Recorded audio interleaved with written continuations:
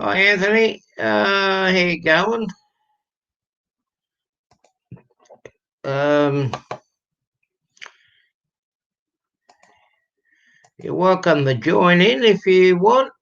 I just had my link down in here. Waiting for a parcel and trying to get motivated to do some rewiring on my layout.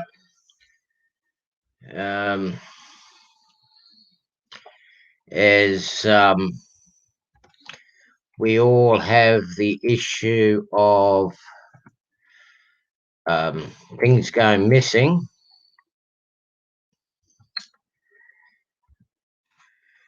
Well,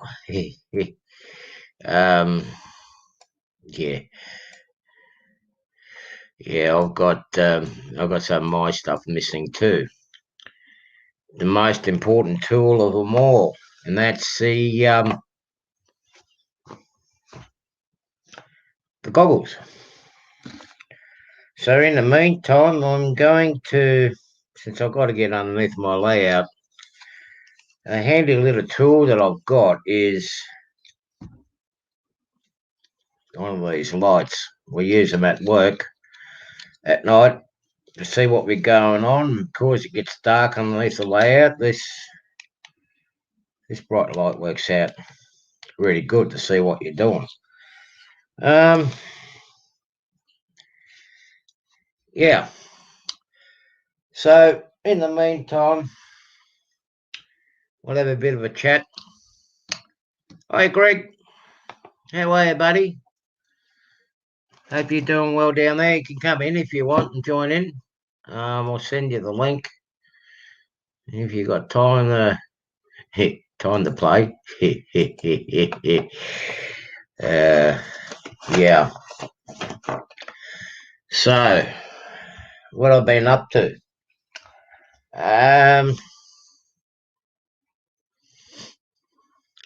Well, I've been in the process of installing my BD20s. I've got my NCE IO UO1s. Oh, hang on, back in a minute.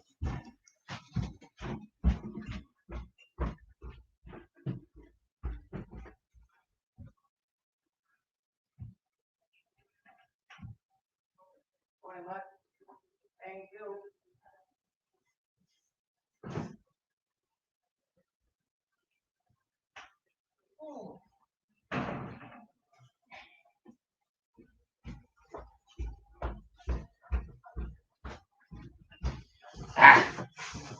Look what I got.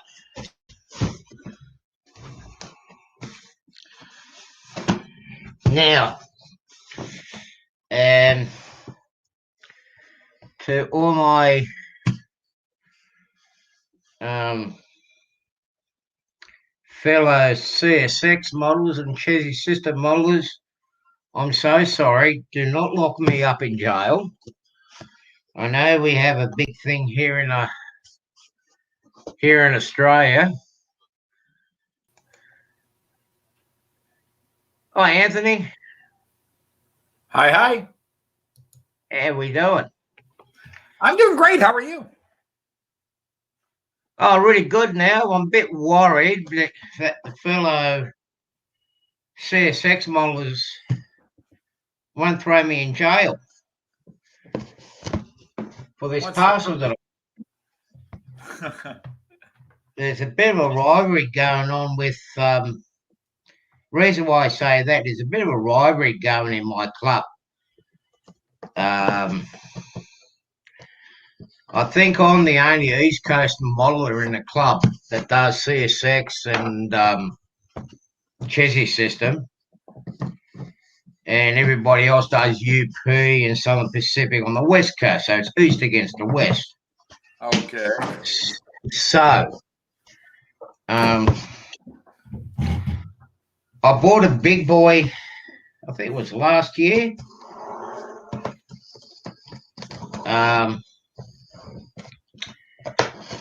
More as a tourist drone, so I I've jumped the temporary jumped the border and bought some Union Pacific stuff, Okay. which is a big no-no. Oh, my rabbit's going to be happy with this. Plenty of confetti for her to play with.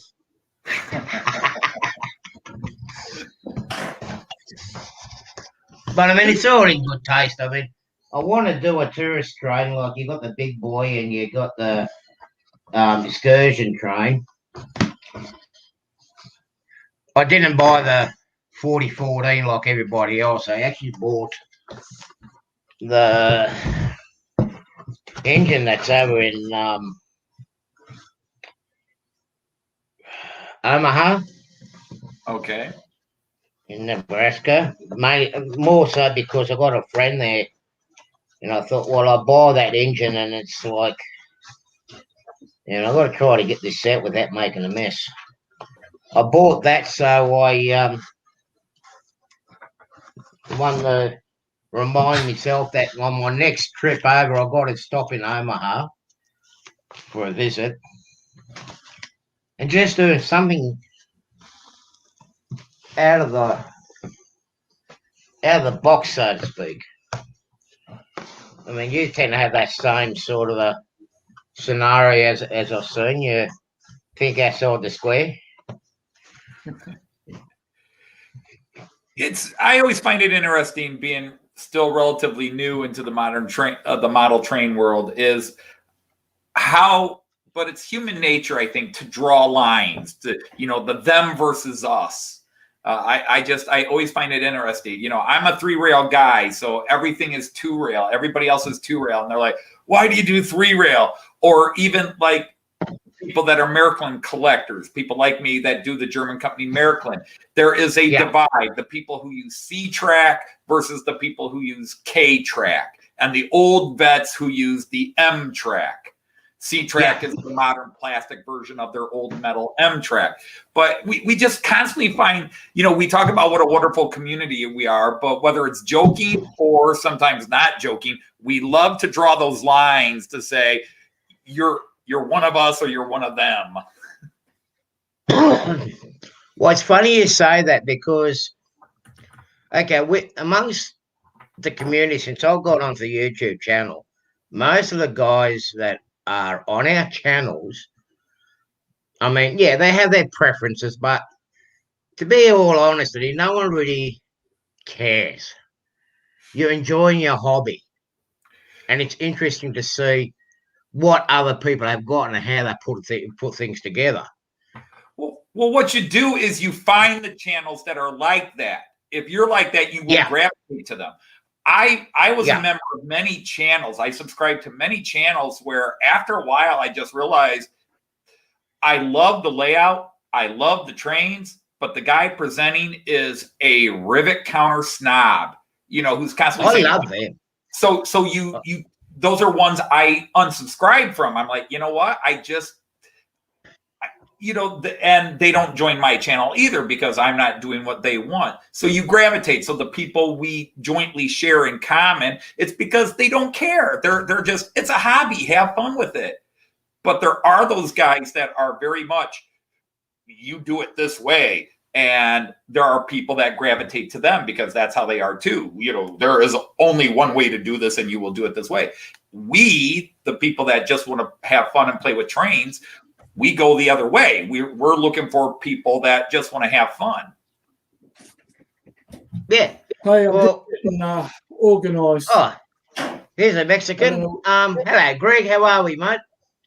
Yeah, hey, keep it down there. Yeah. It's all right. We got the border wall. We got the border wall being built between me and him, so he can't come up. Yeah. Well, half my cameras are not working because I was in the middle of doing something yesterday and gave up, and so I only got one camera today, and I couldn't get that one working either.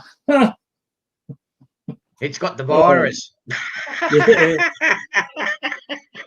324 cases today. We'll find out. G'day, Kyle. We'll find out in another 15 Okay. minutes how many we got.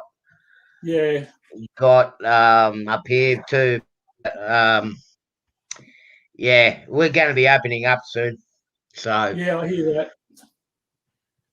yeah. Well, But anyway, anyway, we've got Anthony here. We don't want to talk about boring stuff.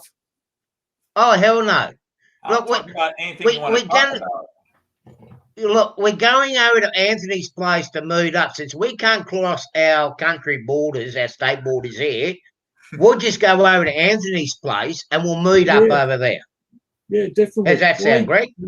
Yeah, that sounds all right. Hi, Roy. Roy, how are we, bud? I got a So, clean bill. I got a clean bill of health from the oncologist yesterday. Oh, good. Oh, fantastic. Mate. However, she wants to drill a few more holes in me, so I've got another few 18 millimeter holes to go. But yeah. Oh, Oh. at least you'll have plenty of. At least you have plenty of drain holes. Yeah, well, I might lose a bit of weight. Oh. No, is the G'day, oncology, Roy. G'day, Kyle. the oncology I've had to deal with. The hole is already there. They just have to go in every couple of years and check. They don't have to drill holes. The hole has been provided by me. They just go in. Oh, that one? No. They actually drilled one. I've had both ways, I've had both ways, Anthony. Oh wow!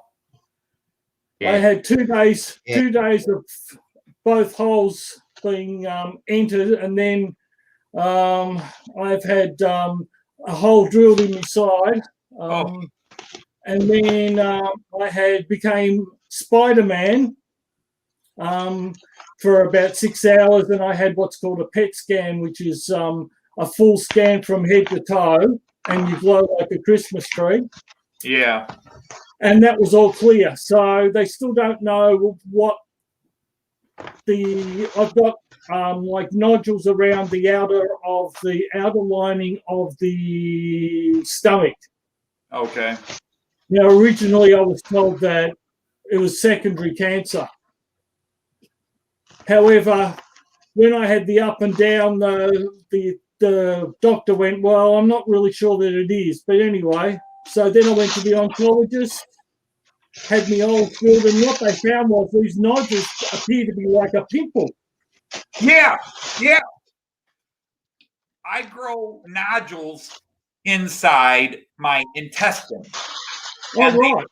I grow these nodules inside my intestines, and they fill with blood, and then they burst. Oh. And the doctors say there's a 1 in 3 chance they become cancerous. So anytime I feel them coming, I go in and I get scoped, but occasionally they have to go in and cut them out. And so far, the last time I did it, which was last year, the preliminary thought was, we think they're cancerous. And the problem is, at the same time, Joyce had a mass in her breast. Oh. And so within a week, Joyce and I had both been diagnosed preliminary with cancer. And then they came back and said Joyce wasn't cancer and I wasn't cancer. But we had a 2-3 week period exactly a year ago. It was September 2020, where for about 8 days overlapped, where we were both, we each have cancer. I got goodies, Roy. Yep, I got goodies. Just arrived as I went live. I can understand that, because I've been 2 months before, because of COVID, I went 2 months without knowing what these nodules were, because I've had a heart attack a couple of years ago. I had some chest pain, so whenever I've got chest pain, I've got to go in. Right. But they gave me the once over, and they couldn't find anything. But so they did a CT scan, and then on the CT scan, these little nodules showed up. And that was 2 months ago. So it's been a long. That's why I haven't been around a lot, for that reason, is because I've been in and out, and So I've still got to have a few more drilled just to make sure, but yeah, it looks like they're nothing, to be honest. So, which is a relief. Yeah, fingers crossed. Yeah, I will keep hoping because I keep, I keep writing whatever the lucky train is. I keep lucking out. I have scares, but then they're okay. And Joyce had a scare. Yeah. And then it was okay because unfortunately I have lost, just in the last 5 years, I have lost 7 friends to various forms of cancer. Yeah. I've lost most of my family. My best friend was a combination of cancer and COVID. Yeah. And I'm tired of losing people I know, love, and care about to cancer. And I keep being the one who doesn't have it. I mean, literally all my best friends, all my closest friends of the last few years, either currently have cancer or are dead from cancer. I've got 2 friends of my core group of friends that are still alive. And the one has prostate cancer and the other one has a form of skin cancer. Yeah, well, I lost my family to various forms of cancer. So and that's always the major scare. But well, I'll keep my fingers crossed for you too. So we both I'm fine. I lost my I lost my stepsister. That's the problem. I have no signs. So there's no. It was only because I had heart pain that they found it. But I'm not actually sick from that. I mean, I've got my other issues, but I'm not actually sick from that. So, but yeah, it's good news. Well, that was same as my stepsister. I was at home in South Carolina, in Spartanburg, South Carolina, 6 months before she passed away. She was fine and good as gold. And April 2019 or after Easter, well, our Anzac Day here, Greg, they actually found that she actually had a tumour on the brain that just come up. And before they could operate and whatnot, it burst on her. They gave her 3 months and it just came up so sudden. Yeah. So, I mean, we buried another stepsister in 2018 and she pretty much followed close to 12 months afterwards. So I lost 2 stepsisters over there, which was pretty nerve-wracking because as soon as one passed away, I'm in the process of moving over there. The first one was looking after my affairs while I'm here in Australia. Now she passed away, so the other one taken over some of my affairs. Yeah. But now she got it, but she passed away, and it's like, well, where do I go from now? Apart from that, I mean, I have got no one. I mean, I've still got others, my other Surrey family there, my adopted family, so I've still got someone over there, but they're all busy with normal life, so to speak. Like they don't have time to run around looking after other people's affairs. What's normal life when we're going to work every day? Oh, right, okay. Yeah, I'm still kind of in my work clothes. I took my tie off, but I was going to say you should be. Oh no, I'll see what the time is. Yeah, I was surprised to see you. Our teachers don't wear ties. I wear ties. They're too wide. They're going to get hung to somewhere. I wear a tie. I wear dress shirt, tie, and slacks to work every day. And we had a long day today because we had what's called open house. And so I just got home like about 10 minutes before you started your live stream here. So I'm still in my business clothes. And right. Well, I just came in from doing the shopping, been to the supermarket. No, you didn't get me anything, did you? No, you didn't ask. He's a good neighbour, isn't he? Aren't you the one that just got a big box of goodies? You got something. We are the ones who didn't get anything. Yeah. Yeah, but he didn't put the groceries in there, did he? You got this those all goodies? Came down from him. Yeah, well, I didn't get any of them. Yeah, this all came. I'm still waiting. Well, you're the one that sent it to me. G'day, James. Yeah, you're the one that sent it to me. It's all from Mexico. There's a running joke here, Anthony. If it's from Mexico, you better see what's inside the cars. Well, I did get something, and I've started the video. I haven't done it yet. I can show too.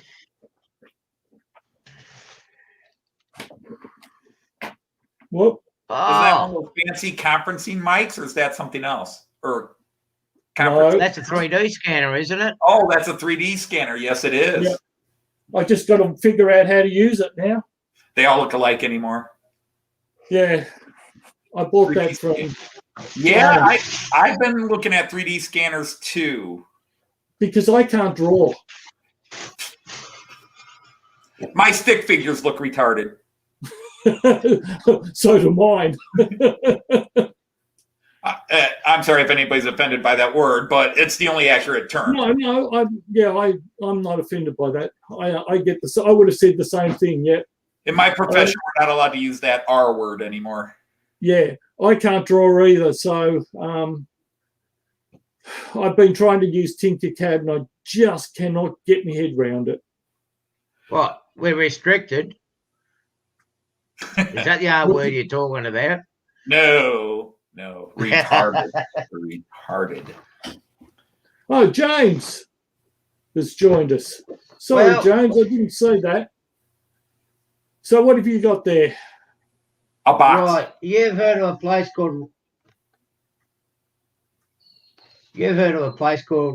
Rowland Trussets in Melbourne? No. That's Union Pacific car for me, big boy. Right, okay. Picked it up pretty cheap, $100 on eBay. Oh, wow. So they'll go good when the club G'day, opens. Freaky. Hey, Gary, how are you? We got a thing here Anthony. Like with my state, New South Wales, which is Sydney. Right. And of course, you've got Victoria or Melbourne, which is down to the south. Right. Of course, you've got to cross the southern border.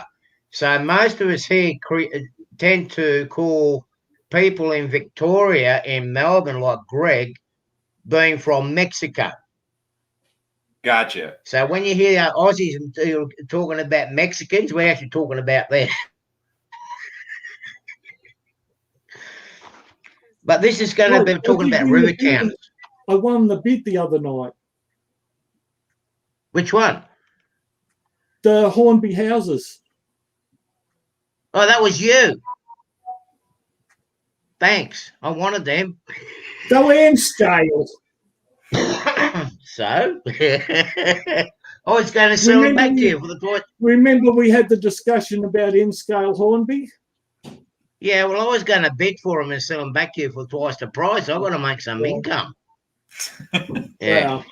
Well, I put a small one in, and I figured I normally add them up and go, oh, yeah, that's about that much. So that's what I put on them. So I won it. Yeah, Creepy just lives probably about 40 minutes drive from where I am, James, but we can't visit each other because there's a bit of a roadblock between me and him. So we can't visit each other. So I end up getting getting 4 of these. Oh, wow. They're the sleeping cars. Hey? It's all right. I was being funny. Yeah, we know. Actually, I saw some stuff for Anthony the other day I almost bought. There was some limited edition Markland electric with cows or something on it.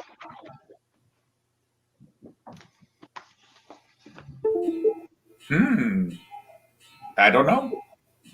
Hang on, well, if I can move my screen over. Oh yeah, I've got a screen on there. Let me have a look. Yeah, I look because every time I see Markland, I think of you, Anthony. Well, I'm outside of Germany. I mean, there's a few thousand of us here in the United States. Yeah, I look. There's a few here too. No, James, I'm North America. North America. I am Toledo, Ohio, USA. Oh, you in Toledo? You in Toledo. So what made me think that you were in Michigan? Because I'm right on the border of Michigan, and I talk about Michigan, but Michigan's the enemy. We're Ohio, they're Michigan. Big rivalry. Well, Big rivalry between Ohio and Michigan. Yeah, Michigan's well, you know what I think of when I hear Toledo? I think of Klinger from MASH. Klinger from MASH. Jamie Farr, real name Al Farah. Yeah. And he was born and raised in Toledo, Ohio, went to a high school I taught at. I mean, I'm much younger than him, although I have met him a couple of times. But the restaurants he talked about in the MASH show are real. Yeah, Tony Packo's Hot Dogs is a legend in Toledo, and they are good. There's now 4 Tony Packo's restaurants in the Toledo area, but the original is still on the east side.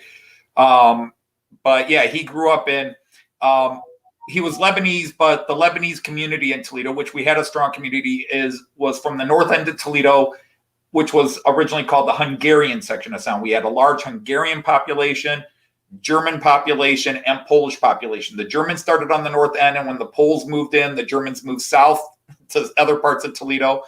And the Poles moved in, and then the Hungarians moved on because our city is split by a river. So the east side, the Hungarians then moved over to the east side, and the Poles moved to the north end.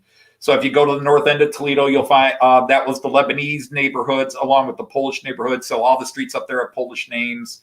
Kosciuszko Strasse, Kosznelny Street. I said Strasse because I'm in Germany for some reason. And then the Hungarians are now on the east side. But Tony Packo's is just across the river. And yeah, they're great hot dogs. But isn't it funny when you look at the geography, though, with what you're saying, Anthony?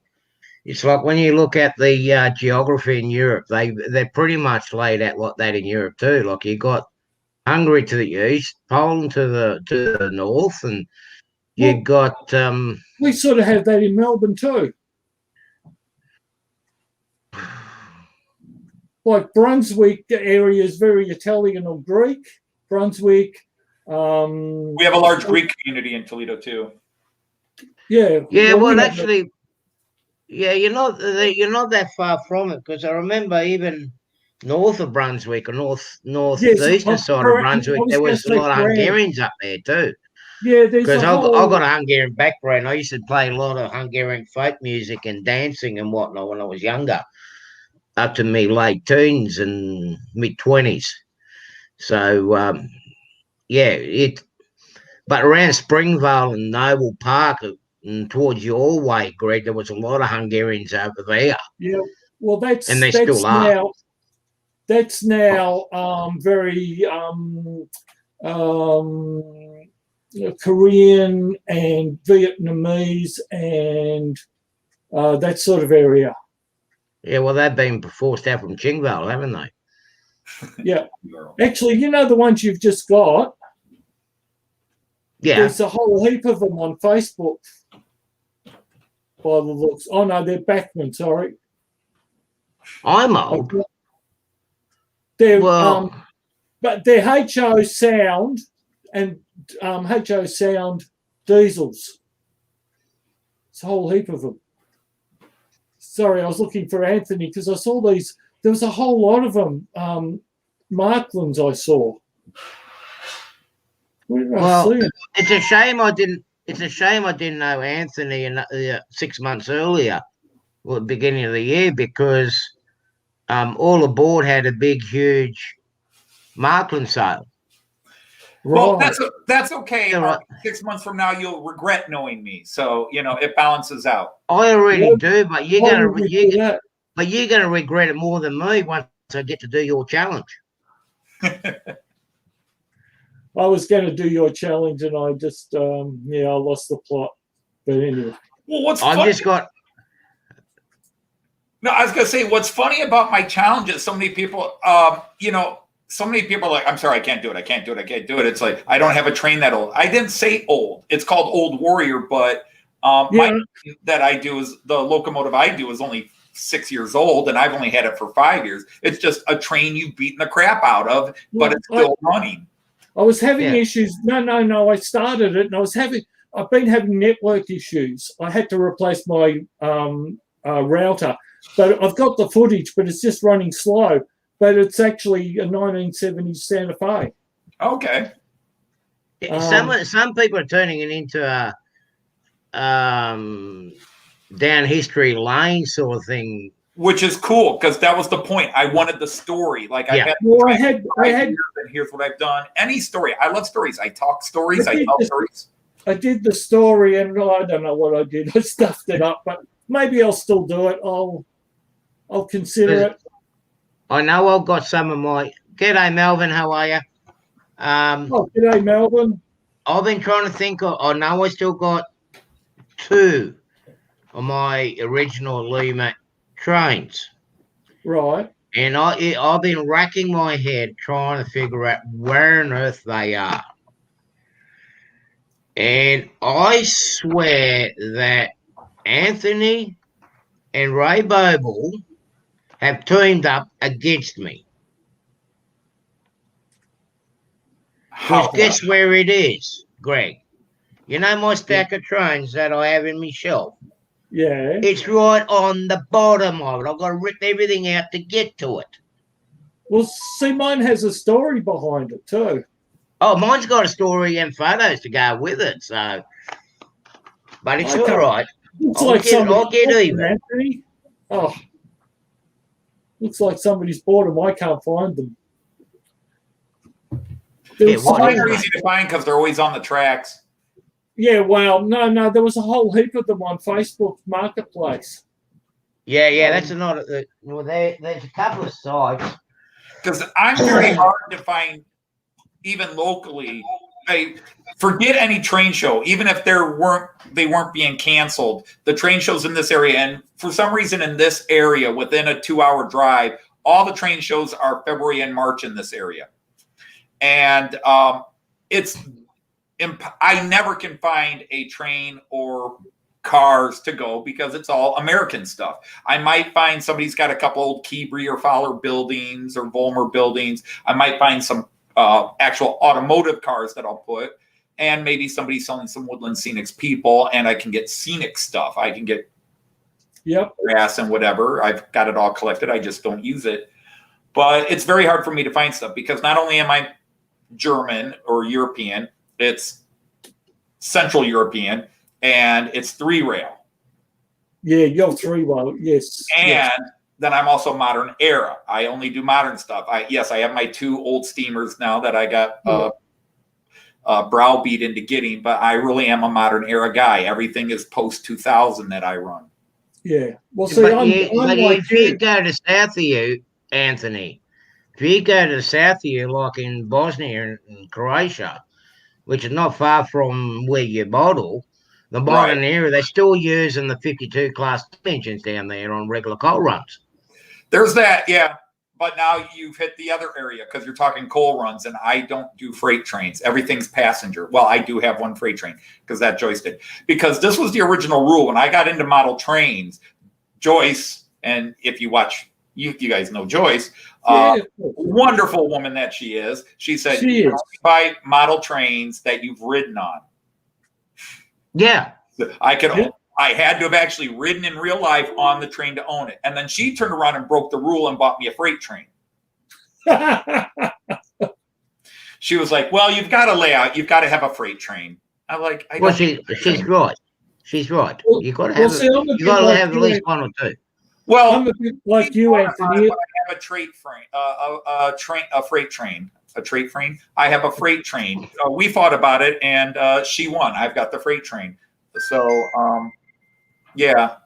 but it's her train, and I every now and then she'll add cars because that's her thing now. Every Christmas she can get me something because I can just keep buying you more freight cars for the freight train. I personally I'm passenger, and I would have never bought a freight train for myself. She bought it. But when you look at when we talk seriously with the European trains, you have a look. There's actually a majority of there's more passenger traffic Sorry, than what guys. there is freight traffic. Right. Well, Yeah, there's well, in Because- Germany, it's the opposite of America. I don't know Australia. In America, the American freight system is divided up like among nine. Well, the American rail system is divided up among 9 different companies that each own areas, and they all give priority to freight. Passenger service has to wait; it has to step aside. So that's why freight trains or passenger trains like Amtrak are often late. Like from Toledo to Chicago, they can be anywhere from an hour late to 9 hours late, because if there's any freight moving through, they have to pull off to the sidings and let the freight through. In Germany, it's the exact opposite. The passenger traffic has priority. The freight has to wait. So, like within my area here in Wollongong, I'm south of Sydney. I'm about an hour south of Sydney. Okay. Between I think about 4:30 o'clock in the morning to about 9:30 at night, passenger trains got priority, and it's only the inner city going like from here up to Sydney and back in the metro area. You hardly see any freight trains during the day. The only freight trains that we see here is the coal train, which is the export, and they got to fit in. And we do have wheat trains, but they got to fit in between the passenger trains, and they cannot delay they cannot delay it. But as a general rule, as they say, and this is coming from the experts that I know, that's in the railroads and the railways, there's no money in passenger trains. Generally in Australia and in the US, there's no money in passenger trains. The money is made on the freight trains. That's why in the US they actually have more. The freight trains got priority. Right. Well, but it's sort of it's which came first. It's a chicken or egg proposition, because in the 1950s, the United States killed the passenger train. Oh my God. The passenger train service when we built our big interstate highways, which were actually designed to be military roads. All our big highways, I-75, the main north-south, I-80, I-90, the east-west, I-70, they put it under the guise of the interstate highway system, but those were military roads to get our troops from center to the coast in case the commies attacked.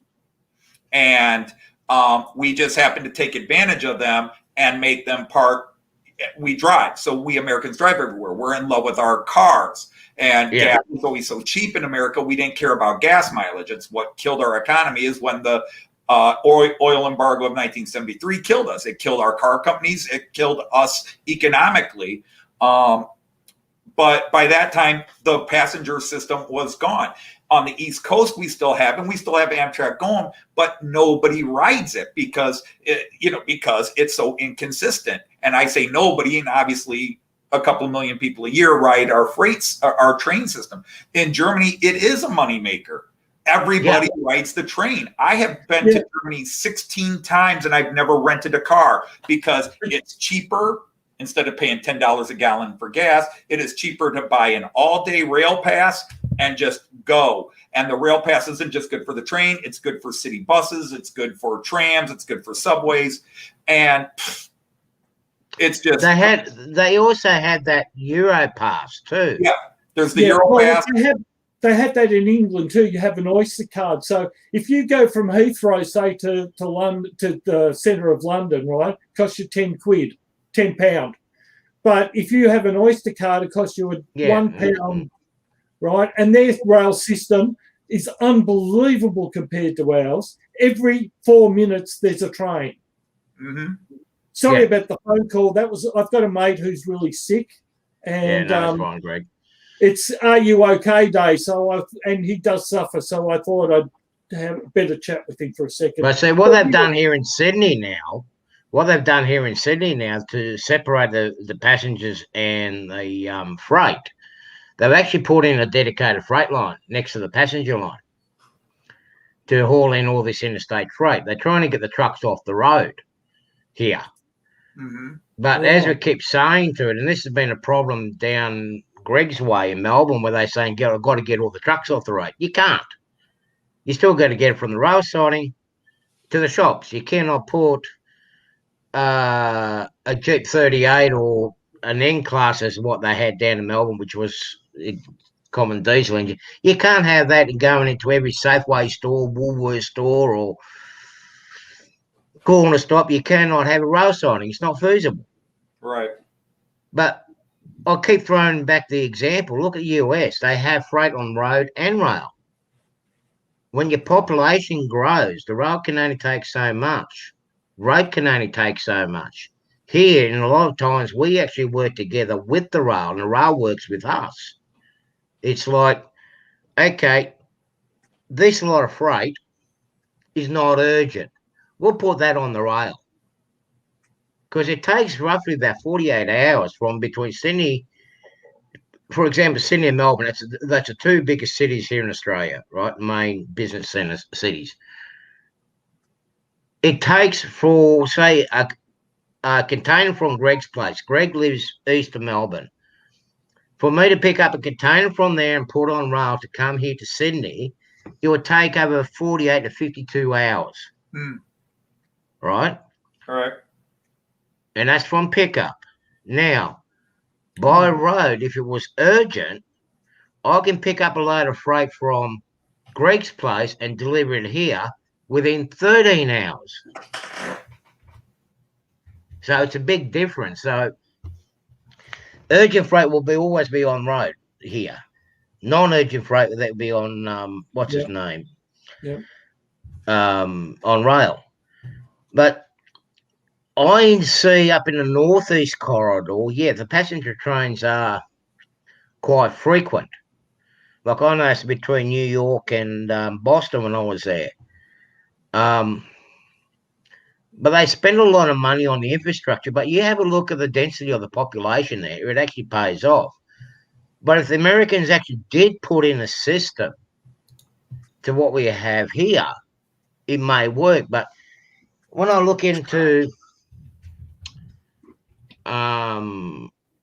okay, your population within your cities is dense, but with me, where I go to South Carolina, the towns are really spread out, but the houses are spread out too. Right. Where here, we're on top of each other in our suburbs. The suburbs in South Carolina and down in the south, they're spread out more. So it's more feasible for you to get a motor car to go from, say, for example, like me at Inman, which is a suburb of South Carolina. It's more feasible for me to jump in a car to go downtown than what it is going by public transport. Yeah, it is, because at one time there was a transport system there and you had all those little stations, but the highways and the roads made it quicker and easier and thus more feasible. But also Americans, I mean, you Aussies are very independent, wide open spaces breed too, as we Americans are. Germany is a country of big cities where everybody's on top of each other, but then all these rural small villages. Yeah. And yet the rail system still manages to handle it all at a ridiculously comparative low price. For example, for Joyce and I to travel, let's say from Hamburg to Munich on a high-speed train, an ICE 3. Yeah. That would cost us, if I buy the ticket early enough, that would cost us about $60 each, 120 American dollars. That's cheap. To go the same distance, and that's about a 7.5 hour train ride from Hamburg to Munich, 7.5 hours by train. But you're sitting relaxed, you're not driving the car for 7 hours. Yep. To do the same distance in America, $300-400 on Amtrak. Yeah. Yeah. Well, in England, if you go from London to Long Eaton, which is in Nottingham, where my auntie is, right? If I don't pre-book, that's £250. No, pounds. So that's about $310. That's nearly $500 Australian. Which works out around about $400. If you pre-book it, you can go for £30. Yeah, and England has the reputation that they are one of the most expensive per mile rail systems. And of course, Joyce and I are going to England next year, or the entire United Kingdom.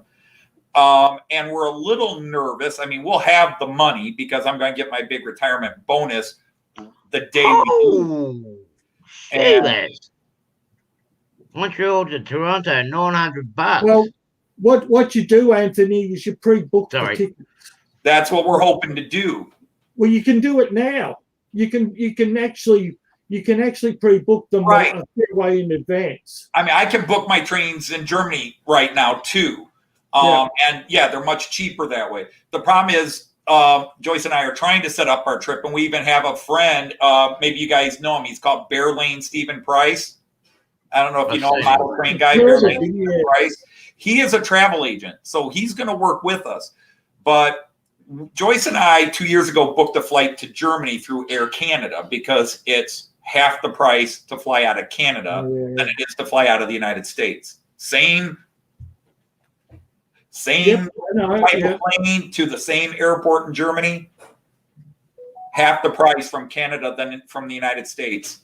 Yeah. And so we drive up. Normally we'd fly out of Detroit. Well, we take an extra 40 minutes, go across the border into Windsor and fly out of Windsor. And we save $1,000 each. So we booked a flight to Germany. Of course, COVID canceled that. And they gave us the option, since they canceled the flight. They said, well, we can hold the money and you can apply it to the next flight next time you fly with us. Okay, great. Well, our trip this year got canceled again because we were hoping COVID would end, but it didn't. And so it canceled our trip this year. So they still have the money. But now I keep trying to book our flight to England, and Air Canada's like, my account has disappeared. My money is somewhere in there, but my account and my password no longer works. I wonder if Air New Zealand's got anything to do with it. Because Air New Zealand's got a thing about putting their hands into different airlines and dragging all the money out. And because our goal is we want to book a flight because that sets the date. So we say we're flying out on this day and coming back on this day. Then we say, okay, we're going to spend these days in London. Then we're going to this place. Then we're going to this place. And we set all the dates, and then we know when to book trains. Yeah. But unfortunately, until we can get through to Air Canada, I can't book the planes to book the trains. And so we're fighting with it. Planes, trains. I went at Christmas time, and I stupidly waited and thought I'd be smart and get a cheaper price. But what happened was, as I got close to Christmas, the prices went through the roof. Now, I could have booked a car for 15 days for £130, right? You go, yeah, okay. When I went to buy, because we were still trying to hassle with my dates, because my wife was doing her degree and she had extra classes. So we were trying to work around her classes, but we were waiting on her classes. When she finally got them, we booked the tickets, and I went to book the car, and it went from the 130 to £1,000. And I went, yeah, seriously. And I went, oh, bugger. So what I did was I went, forget it. Anyway, because I'm a Qantas frequent flyer, I went to book my seat. So I always make sure that my seat is the window seat, etc., etc. I went in there, and there was a little lad that said, oh, you can get a car for this price. So I went in, and I went all the way through, booked it, went to pay for it, and it crashed. Now, fortunately, I had taken an image of it, right? So I rang Qantas frequent flyer and said, I got it for this price. And an hour and a half later, the guy finally said, look, I can't do it for the price that you saw it for, but I can do one for £150. And I said, I'll take it. There was no way I was going to pay £1,000. So, yeah. Well, that's the same with me. Quicker, earlier than you can, yeah. Yeah. Well, that's our typical. Do they still have a Euro passes over in Europe? You can there, Anthony? Yeah. You can have a German rail pass or the Euro rail pass. The Euro rail pass just works across multiple countries. The German, So there's the German rail pass that works inside of Germany, and then there's the Euro rail pass that works across Europe, including Germany. Yeah. So yeah. And of course, now I've got a British passport. I can fly out as a British subject, which means I get a cheaper flight, and then I can come back cheaper. Well, technically, I'm still a lord in Scotland somewhere, but oh yeah, you a land about that big? I don't know. We've got our family charter, and I'm the oldest son of the oldest son of the oldest son, going back to 1250 in England, and we've got the charter where Peter Dodge was knighted by Edward I Longshanks and granted this territory in England in 1300, or this territory in Scotland in 1300, and he never claimed it because he turned around and lost the Battle of Bannockburn, and so the Scots never recognized. But technically, it's still in my family title. So when I get to the UK, I plan on going over and demanding my lands. I'm sure Elizabeth will listen to me. Of course you will. Yeah, they'll be going, yeah, you can take it, but here's the outstanding taxes you need to pay. I've got that right here. That's what I'm scared about going back to Europe and like Mum's hometown and whatnot. It's like we've got land there, but Mum hasn't kept up the taxes on it. Like I'm too frightened to know how much outstanding taxes there are. Oh, jeez. Nice land we got there. I mean, I can do live steamers and I can do a big G scale at the back of granddad's property or house, and then go to the farm. I can do a decent 1-to-1 scale layout out there. Yeah, so I don't know. Maybe next year or year after, I need to go back to Europe. I need to go back and have another look. I haven't been there since the mid-90s. Every time I go to Germany, I mean, this is terrible. My American friends get offended by it, but every time I go to Germany, it feels like going home. You have a spot and you do feel like going home. Funny you should say that. I feel the same when I go to England. And I often get asked. Good night, James. We'll catch you later. Good night, James. I say to my auntie, I just went to such and such a place. And she said, how did you get there? I said, I don't know. I just went there. I just knew how to get there. She said, how did you know? I don't know. And I feel like I'm going home. So I actually have two homes. Even though I don't own anything there, I feel like I'm going home. Well, you know, in Germany, all the cities close at 6 o'clock. Everything closes at 6 except restaurants and bars. Right. Everything. And most Americans freak out at that because, you know, at 7 o'clock, 8 o'clock, they decide they want to go shopping, you know, and in Germany, no, the shop closed. No. And I love that pace of life over there. You know, it's the world is 9 to 6. And then after that, it's free time. It's free time. Everybody's free. You'd love Western Australia. They're like that. Yeah. 5 o'clock. I was in the bottom of Western Australia, which is a supposedly resort place in summer because it gets really hot, right? It's up by the beach, right? It was 5 days before Christmas, right? So you would imagine it's busy time because here, unlike you guys, here it's our holiday season, right? Right, it's your summer season there, yeah. Heaps of people around, so, you know, and I'd finished work at 5, so I went down the street because I thought I'll grab a drink because I'd only rocked up that morning, right? So, and I hadn't had a chance to do anything else because I had to go straight to work. So I rocked up and 5 o'clock and I went down the street and there was nothing open. If I'd had a machine gun, I wouldn't hit anybody. I went to the service station. It was closed at 5 o'clock in the afternoon. North Queensland, up near the Great Barrier Reef. Yeah. Up around that area from Mackay north. Yeah, Mackay, yeah. All up there. Normal, the shopping centres only work between 8:30 and, say, 6 o'clock the latest, except Thursday nights, which was traditionally known as payday here. Yeah. So on payday, the shops will open till 9 o'clock. We used to call it late night shopping. Mm-hmm. Yeah. But come on the weekend, you got your shopping till 1 o'clock on Saturdays, and that's it. Mm-hmm. Right?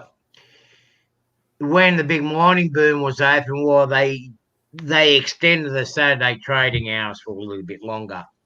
But one thing I loved about Europe, and this is going, actually, this is in most parts, in Germany, in Austria, Hungary, and like where Mum is now, it's now known as Serbia, but former Yugoslavia before the Civil War. The shops were open up to about 4:30, 5 o'clock, right? You used to be able to get your morning bread or your evening bread, and it was freshly baked. Right. You knew when the bread was ready because you could smell it in the neighbourhood. Because you had bakeries like every 4 blocks sort of thing. But when it was finished, you go home, have dinner with your family, so to speak, like from Monday to Thursday. But Friday and Saturday nights, you're out to the cafes, you're out in the little restaurants. I used to love those little shacks they have on corners, like the little newsstands. You can buy your little snacks, treats, and nibblies and whatnot. I mean, that's what I liked about Europe. You had the laid back attitude, and there was a lot of mingling. And where we live here in Toledo now, New York City, and I've been to New York a couple of times, and I don't ever care to go back.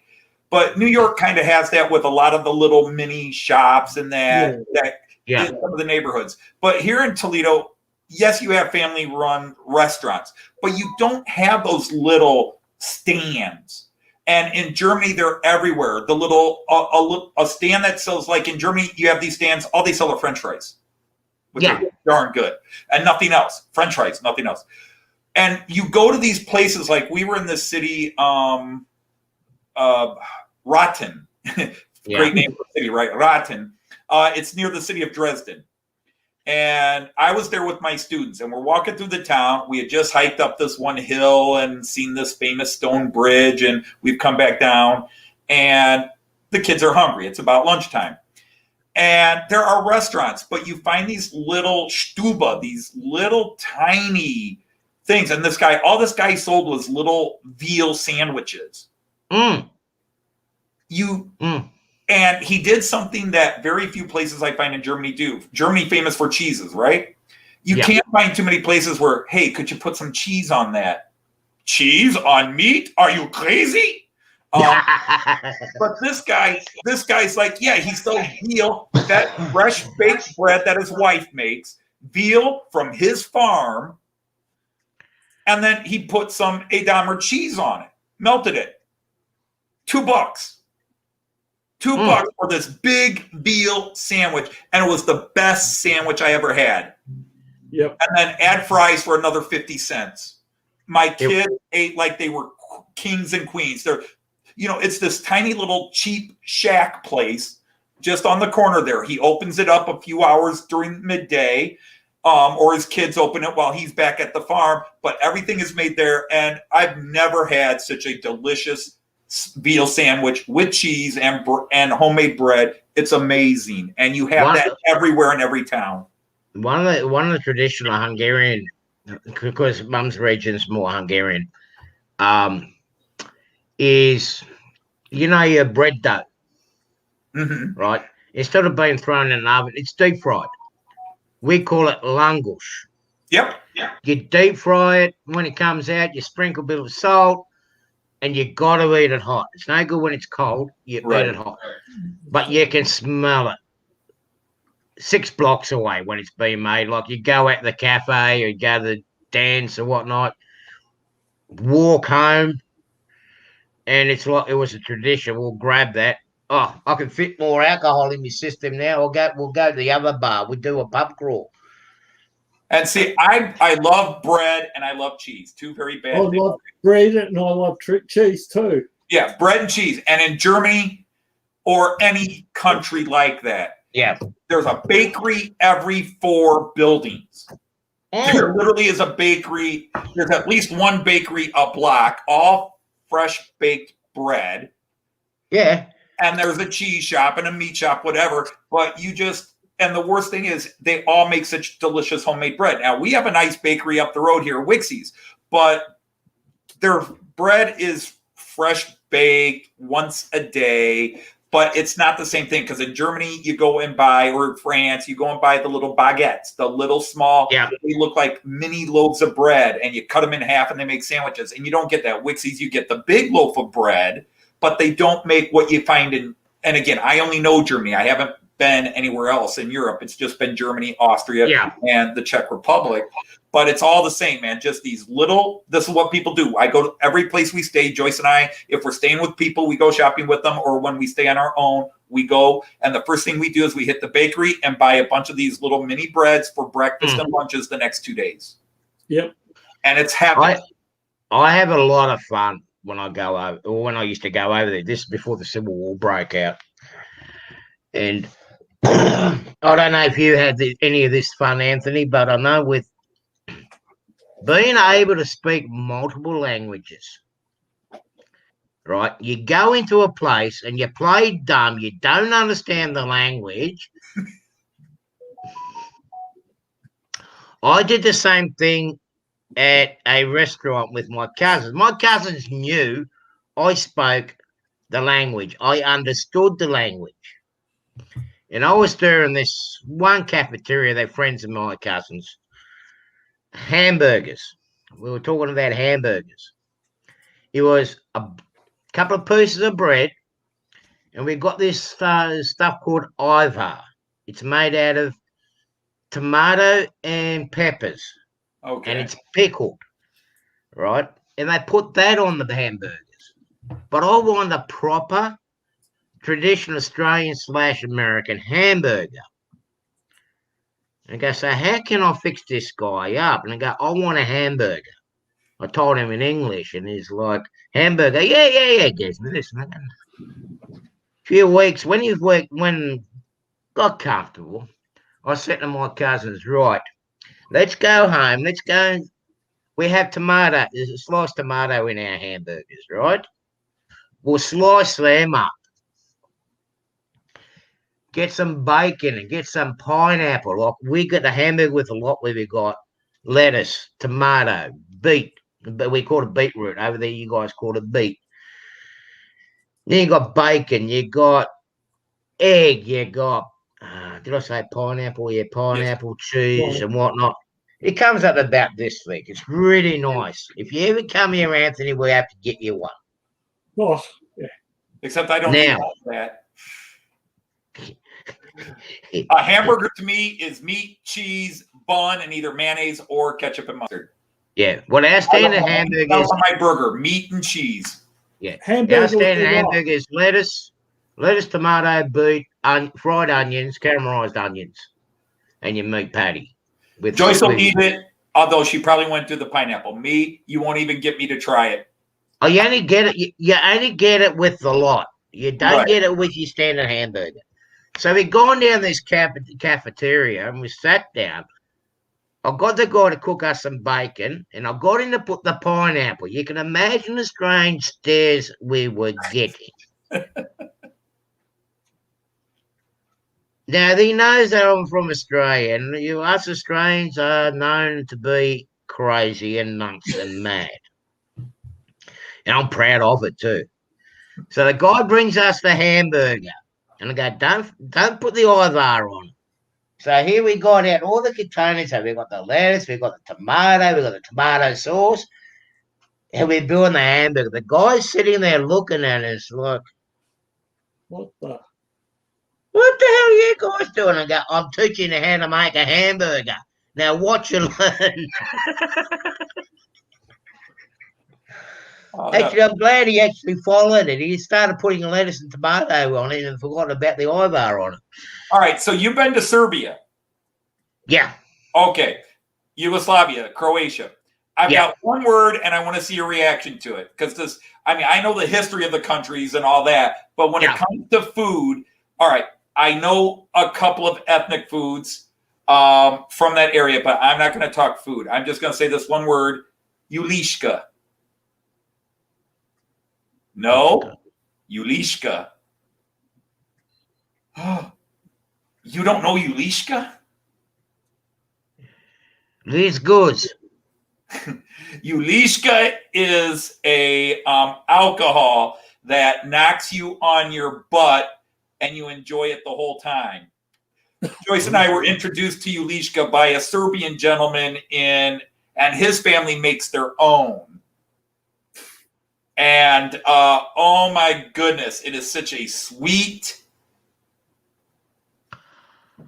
Oh, yeah. Now I know. Okay. Oh my goodness, Ulishka. Kruškovac. Okay. Kruškovac. We know it as Ulishka. We even got glasses that friends bought us that are from Serbia and say Ulishka on it. And we tried to find it in America. And one time we found it and it wasn't the same. You know, it was some, mass-produced stuff. But this guy, theirs was homemade stuff. Yeah, it tastes totally different. Excellent stuff. But wow. Joyce and I haven't been drunk since I was 19 and almost killed myself getting drunk. But Joyce and I did not walk a straight line home from that restaurant in Germany. We did not walk straight. Ulishka. Let's get it. Well, what was the main flavor in it? Do you know? What was it made out of? I don't know. Was it? No, it wasn't peach. It would have been plum. Might have been plum. Because that's the most common ingredient. It was an orangish color. You have to serve it. Now I know what you're talking. Yeah, I know. You have to serve it in this little glass like this with a skinny neck and a wide bottom that looks like one of those old chemistry things. It's a shot glass, and it has to be, the glass has to be ice. Ulishka is, to explain to Greg, what it's like the skin of it looks like an apricot. It's a cross between an apricot and a grape. Okay. Right? I have not had it for ages. One of our neighbors had it. And the flavor from it was just, I made myself sick just eating the fruit of it. I know what it's made out of. Yeah. When you said that earlier. One thing Joyce and I have learned in traveling to Germany, and we knew ahead of time, because Americans can act very rude and idiotic in other countries. I'm sorry, any fellow Americans, we act like assholes in other countries. We do. I'm an American. Shut up.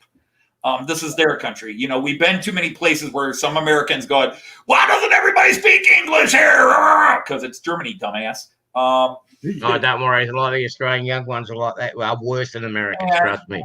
Yeah. We always go in, and my students, because my students were always working class students, were always so respectful, and we make friends. But we learn when you go to a restaurant, be polite. Of course you should anyhow. But we always compliment the food and this. And we find when you do this, the cook and the owner come out and are your friend. We've gotten a lot of free alcohol. And this place where I was introduced to Ulishka, we were watching, it was like the 2008 Euro Cup or something like that. No, it was the World Cup because the United States was playing Ghana and one tie. And we're sitting there and they're like, oh, you're Americans. You don't really follow soccer. I was like, no, I know soccer very much. I'm very into soccer. Blah, blah, football. I even call it football, not soccer. And blah, blah, blah, blah. And we were watching the game, and some of the other locals were watching the game, and they caught that Joyce and I were Americans, and we were rooting for the American team. Oh, I didn't think Americans like soccer. Blah, blah, blah. So anyhow, we were talking, this is really good food. And the waitress is the daughter of the guy who owns the place because it's a family owned. We don't go to chain stores. We don't go to big ones. We like to find small family owned. Yeah. And so, you like that? Yes, I love the spices you put on this meat and blah, blah, blah. Oh, well, that's a Serbian recipe we do, blah, blah, blah. So, of course, Dad comes out. I hear you're enjoying the soccer game and you enjoyed the food. Yes, very much so. Well, thank you very much. My wife is the cook. And I went, yes, it was very good. Great food. Have you had any aperitifs? Have you had anything to drink? And he says, well, we've had a beer. He says, well, for my special guest, I've got some ouzo. Greek ouzo. I said, yeah, I know ouzo. It's not my favorite thing. He says, okay, well, one ouzo. So we drink an ouzo. And he says, yeah, ouzo's not my favorite. He says, well, I am from what is now Serbia. And that would be the phone. He says, we have a thing called Yulishka. I said, okay, would you be willing to try Yulishka? I said, I'll try it. What the heck? And he brings it out. And Joyce and I are like, oh, this is good. This is real good. Oh, would you like another Yulishka? And we're like, well, we're trying to watch our budget. No, it's free. It's on me. Okay, we'll have another. You really like that Yulishka? Yeah. Have you ever had Marsala, which is a double fermented Italian or Sicilian? You got to call it Sicilian wine. So we get that. And then, did you like the Marsala? Yeah, the Marsala was good, but you like the Yulishka better, didn't you? Yes. One more Yulishka here. Joyce and I floated home. We walked. Where we were staying was about 2 blocks straight down the road. And yeah, Joyce and I walked out laughing. That reminds me of Billy Connolly, where he talks about when he got drunk and he said, I was quite lucid, but my legs were pissed. I love Billy Connolly. So do I. Oh, you gotta try, if you ever go there again, Anthony, within that area, you want to try the Kruskovats, exactly. You got to try that. Okay. You'll like that. If you like Yulishka, you'll like that one. Because this was just a tiny little restaurant in Delmenhorst, Germany. Yeah. But they had their home-brewed stuff sent from his uncle in Serbia. And we loved it so much that the next year we went back and ate there a couple of times again. And, of course, now the owner knows us. Oh, here for the Yulishka again. Yeah. Says, could we buy some? What? We want to buy some. And they're like, well, he sends it to us in these barrels. We can't. I said, oh, okay. And he said, I'll work something out. He found an old 7-Up 2-liter, and he filled it with this alcohol. 2 liters, 20 euros. It was $3 a drink on his menu, and we got 2 liters for 20 euros. Yeah, Joyce and I enjoyed that when we got back to America. I bet. I bet you Toledo hasn't been the same since. Oh, we love that. That and peach brandy from a place in on the Rhine River that we order all the time. We've got 3 big bottles sitting in our house right now. Peach brandy. This guy makes the best peach brandy in the world. But the thing I liked about over there, especially during the summertime, when the fruit starts coming off the trees and that, is they're making it out in the middle of the street. Mm-hmm. Here you got everyone gets to go with this distill. Everybody makes their own brew. So once the brew's all set up, you're going around and doing a tasting test. My grandfather had the best one. Not that I'm skiding and whatnot, being biased because my grandfather. But my grandfather forbid to taste the first batch. He would not give out the first batch. A lot of his was made out of pear. Okay. Right? He had a lot of pear and apple trees. But what he would do to give it that extra body and bit of oomph, he'd get a whiskey bottle. And like when your pear starts to grow, right, he'd actually put that little stem into the bottle. I've seen that. And he would actually let the fruit ripen and grow in the actual bottle. When it's ripened, he will just snip it and fill it up with vodka in it. Okay. Leave it for about 6 months to 12 months, and I'll tell you what, the flavor out of it. Mwah. And to me, being a big urban guy in America, just, forget the alcohol. I love, and again, you got certain cities in America, Chicago, you can do this, Pittsburgh, but Toledo, it's kind of died off. But every small town, even the big cities, the markets, just walking around, the fresh fruit, the markets. Yeah. Oh my God. Just going to the farmers that are bringing in their stuff like, hey, this pig was eating grass yesterday morning. That's how fresh our meat is today. I love that stuff. It is such a different world than what we live here. Yeah, well, see, that's why I love going back home to South Carolina. I say home to South Carolina because when I'm finished, when I'm not working here, goes quiet, I go back to South Carolina in Spartanburg. but not far from me. Like you go north up in the foothills, because we're on the foothills of the Blue Ridge Mountains, Right. right? We're upstate. But I go up into Cherokee and up in through the top areas, like up in the mountains, particularly during the weekends, and you got the market stores. Mm-hmm. And I love the market stores they have in Cherokee because the actual Cherokee Indians have got it out there in the store, Right. sharing out their flavors and their um artifacts, artistic handiwork, craftsmanship, Yeah. whatever they do. Craft work, handiwork, artifacts, all of it. Yeah. Yeah, that's what I enjoy. That's what I enjoy. Forget about going into Walmart or whatnot, stuff like that. I'd rather be out in the sticks. I mean, even here we have. Okay, it's been dead now for nearly 2 years because of the COVID, but even down here on weekends, we got market stores and whatnot. Once a month in a place called Kiama, you got all the local growers coming in and bringing all their local produce, and exactly the same as what you're saying there now, Yeah. I mean, Anthony. Toledo used to have a farmer's market, and every now and then they still have it, but A, it's not consistent, and B, it's so small. It's not the same. In Germany and so many countries, it's a way of life. It is. Yeah. It is. I mean, we've done it for 1,000 years, 2,000 years this way, and we're going to keep doing it.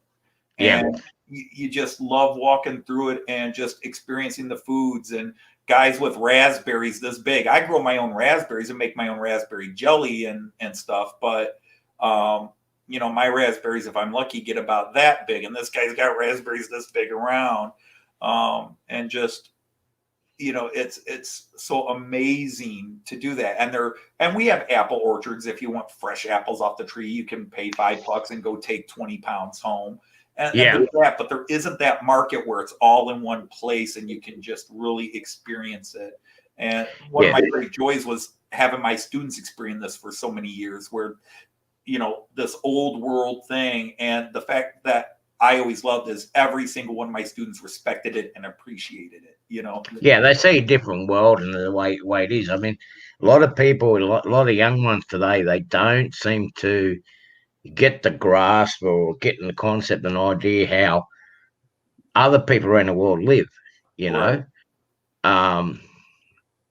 Like over here, like I see a lot of Australians, and we're talking about how loud Americans are about this and that. I mean, one of the most embarrassing things that I've actually noticed at the moment, and it's American kids and Australian kids, is they don't know what it's like outside the city boundary. Now, instead of just going out to visit, say, Germany and European towns, I wouldn't say cities, I'll talk about towns and villages. Right. That's what reality and what the world is all about. It's not so much a city. Things come from the country towns, not from the cities. If it wasn't for the country towns, you wouldn't have the shirt that's on your back. You wouldn't have had your pork chops for tea and whatnot. Right. I'll never forget, I had one of my teachers, and this is going back to primary, which is you guys call elementary school there. Right. I had a teacher, and he made a comment, and I'll never forget it to this day. Before you go exploring another person's backyard, explore your own. And what he was referring to that was explore your own country before you go exploring somebody else's. Right. Because what will happen is someone's going to come along and ask you, what's such and such like? What's it like in your country? What is there to see? I'll never forget one time I was in Los Angeles. They had a sharing backpackers hostel there. And I was sitting there, and here's this young lady. She was from Melbourne, from one of the yuppie areas. I'll call yuppie areas. Mm-hmm. Toorak. Greg's probably going to laugh. Toorak tractor. A Toorak tractor is a Range Rover. Mm-hmm. Yeah. Now, She was asked by a German girl, a couple of German girls there. Don't ask me German. I forgot it. I'll eventually pick it up if I hang around there. But it was funny because these girls are talking about Melbourne and they couldn't tell what Australia was like outside of Melbourne. She's never been to Sydney. She's never been to an outer suburb or whatnot. She hasn't explored the backyard. And it's like, oh, we got nightclubs and this and that. Oh, what's the German guys start asking, what's the kangaroos like? The snakes and all this stuff that you guys are frightened of over in America. I don't know. I haven't got it here. Yeah. Yeah. And it's like,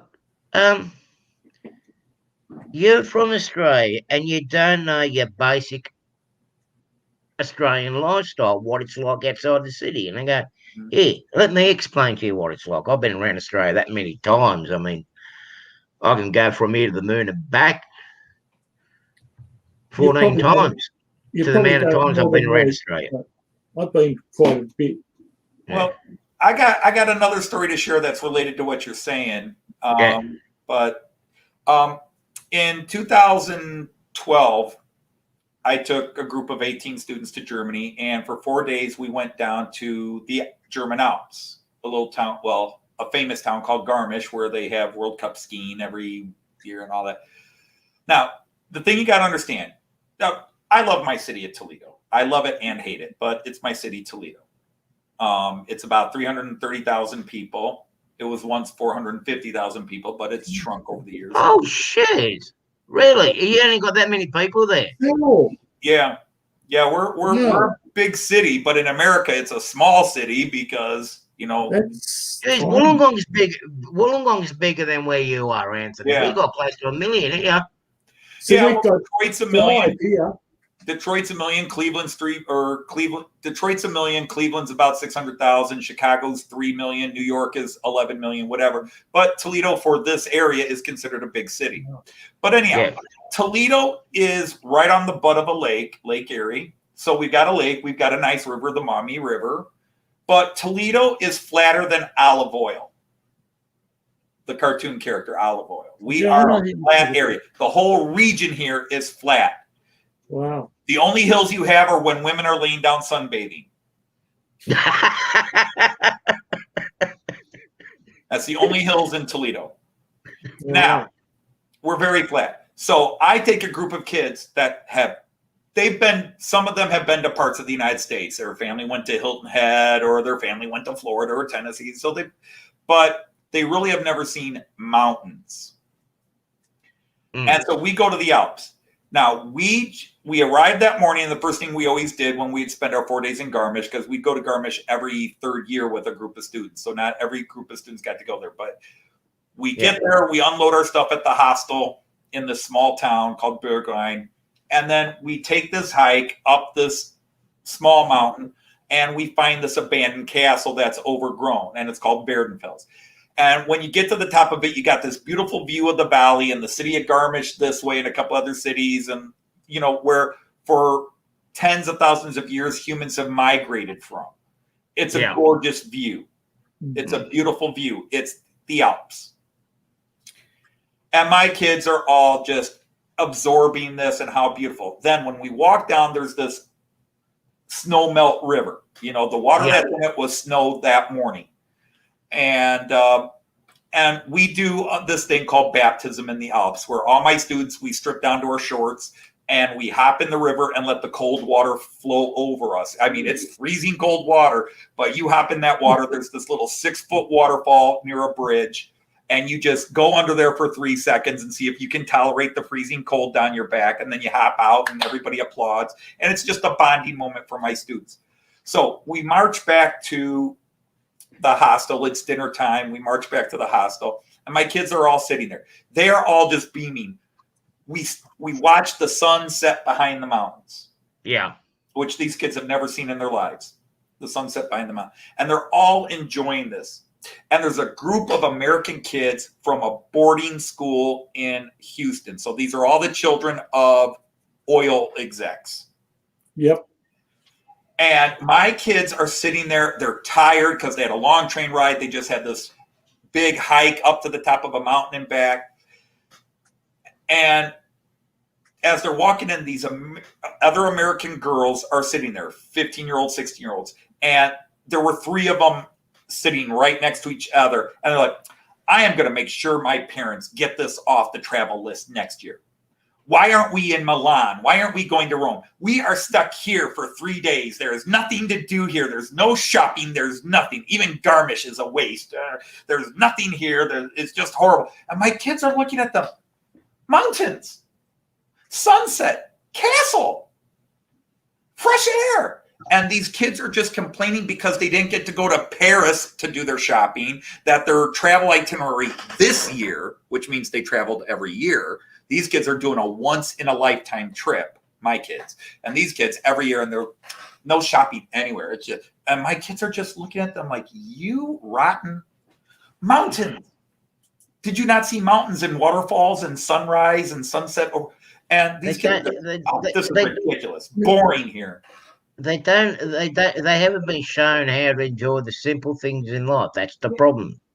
Yeah. You know, like you go down to Garmisch, one of my cousins and his wife go down there all the time from Frankfurt. Mm-hmm. She was quoting how long it takes her from Frankfurt down there on the autobahn, how long it takes for her to get down there in a brand new Audi that they get every year, or a brand new BMW. He's a tool maker for those car manufacturers, by the way, so he gets new cars. They got the adult spas, you know, relaxing hot spas and springs. But I mean, I'd rather that thing being stuck inside a city. Okay, it's nice to learn what the city's history and about. Like, I'm more interested in the old stuff, not the new stuff. Yeah. I'm more interested in what made that city be that city that it is. Right. Now, I am more of a city person than a country person. I'd rather be living in the city, but I love the country. I love to go in it and be in it. Yeah. And when I'm in Germany, I love the old towns and the old markets and stuff like that. But I do appreciate, and I grew up where I had an uncle that owned a farm outside of Toledo, and we spent weeks at the farm every summer, you know, and but I love the country. I would rather live in a city, but in Germany, it's very much. In America, I want to live in a bigger city. I don't want to live in a metropolis like New York. I couldn't stand to live in New York, or Chicago, or Detroit, or even Cleveland and Columbus. I love Toledo is a nice size city. Yeah, it's a nice size. That's about the size of what I've got here. But and Toledo's got a beautiful river. Joyce and I go kayaking in different places along this area, and there's a lot of beautiful countryside within an hour's drive. Yeah. But in Germany, it's the exact opposite. I love the city of Berlin, but I wouldn't want to live there. I love the city of Dresden, but there's a small town outside of Dresden called Pirna. And Joyce and I have said if we ever moved out of the United States and went to Germany, it's either the city of Kempten, which is down in Bavaria, or the city of Pirna, which is near Dresden. Now, it's never going to happen. Grandbaby is here in America. Kids are here in America. We're never going to move out. But at times we dream that, well, we could move to Europe, you know, someday. But you always go over there, and I mean, you're going into retirement now. Now you can just jump in a plane, go over there, and you don't. But one thing, I'm going to always work around this, right? You can always work around this on a bare minimum, right? Once I'm there, it's cheap. The flight is the killer. Is the D part. Yeah, that's the same. It's the same here. But swim. I'm a good swimmer. I'm a good swimmer, but you got the kayak. So you can kayak over. You just go with the current. You talk about a beautiful sunset. One of the best sunsets you could ever see is Ayers Rock. Because what happens is it's a gibber plane. So for a start, you can see the curvature of the Earth. Right. Yeah. There are very few places. But what happens is, and sunrise, what happens is the rock actually changes color. Yeah. And it's the most amazing sight you can see. Now, I'm not being up myself because I'm an Australian, but it really is something special to see. There is a place in Wyoming, in the just north of the Grand Tetons, where you have this place where the sun comes up between these two mountains, and the other mountain over here goes through 10 colors in an hour. Yeah. Right. Amazing. Yeah. Well, even some parts down in Arizona are about the same like that too. On the face. I've only been but it's interesting. Like I've noticed. Oh, sorry, Greg. I've noticed a difference. Like I'm not being biased between the two countries, like Australia and America. I spent about the same amount of times in the two countries, well, especially in the last 12, 14 years. But yeah, we got the Australian outback is something totally different between the two countries. Right. The colors that you have, like your sunset lasts for hours. Yeah. Even though you're seeing the sun going down in front of you, like with me driving across, but even not being in the truck, if you look at the sunset, you see all the beautiful colors. But when you turn around and look back the other way, it's pitch black. Mm-hmm. And it just sits there for good, about an hour and a half. Right. Now, because it's so desolate, like if you dare I say I was naughty when I was younger, but I didn't know I was being naughty. I actually climbed Ayers Rock. And one of the things that you can see from Ayers Rock, if it's a clear day, which it was when I was there, is you can actually see to the next state. Like you can see a long way because there's nothing. It's just nothing but Ayers Rock. It's more during this time of the year when the air's clear and crisp. Yeah. Now, and he's right about that. What was another thing I was going to say about it? You see, NASA comes out to Australia a lot, and they do spend a lot of time up that way and up in from Alice Springs up in the northeast corner. They go there because, and the reason why the lights are a lot different, the sunset and whatnot, there's very little glare down here. And what they mean by glare is you don't get so much of that city glare, the lights of the city. So it's actually quite what do you call it, natural light. Right. Yeah. And the sun is where it's supposed to be during summer, particularly summer. It's in the north. Right. When I'm in South Carolina trying to pick up my north and south and east and west, right, I'm thinking that, the sun's there, that's the north. No, hang on a minute. The sun's sitting in the south. North is that way. It don't, because I'm inland, it totally threw out my bearings. I'm on the coast here, I know, okay, south is that way, north is that way. But when I'm at home at my stepsister's place and whatnot, I'm like, oh, so that's north, because I'll go by the sunset on one. I mean, they got nice colours there too. I mean, I can see the sunset and sunrise, but you just see that. You get that glare from the. I've been in 44 of the 50 states, and each state has its ugly part and its beautiful part. And I've been in Canada, the United States, and then Netherlands. I've only been in Paris, and I've never even gotten to see Paris. I've been in the airport in Paris in France, but then I've been all over Germany, the northern part, the Tyrolean part of Austria, and then I've been in a few places in the Czech Republic along the German border. And I mean, I'm just always grateful that I got to do it, because as a kid, my dad, I couldn't afford to walk across the street. I agree, yeah. And so getting to go there, and the first time I left, well, I've been to Canada, but I hope I don't offend my Canadian friends, but Canada is beautiful and there is a difference, but it's English speaking, European descent, North Americans. Okay. The land forms are very similar. The cities can be a little different because the stronger English British influence into Canada than in the United States, but overall they're very similar. But the first time I left the continent, I was 39 years old when I went to Germany for the first time. And it just, everywhere is beautiful. I mean, every place has its ugly part. Every place has its beautiful part. Every place has its amazing place that you won't experience everywhere else in the earth. Yeah. The saddest thing of my life will be that I won't get to them all. I mean, I still have Scandinavia on my bucket list. And there's still places in America. I've never been to Alaska. Would I like to go to Alaska? Yeah. But on my bucket list, Scandinavia ranks above Alaska. I've been. I'm just working out. You and I are so similar. The first time I went overseas was when I was in 40. And so, and I've been through Germany, but there are places in Germany I still want to get to that I haven't seen. And of course, anytime we go to Germany, Joyce says, it's got to be someplace new. There's places I want to go back to, but Joyce is like, we've been there, show me new.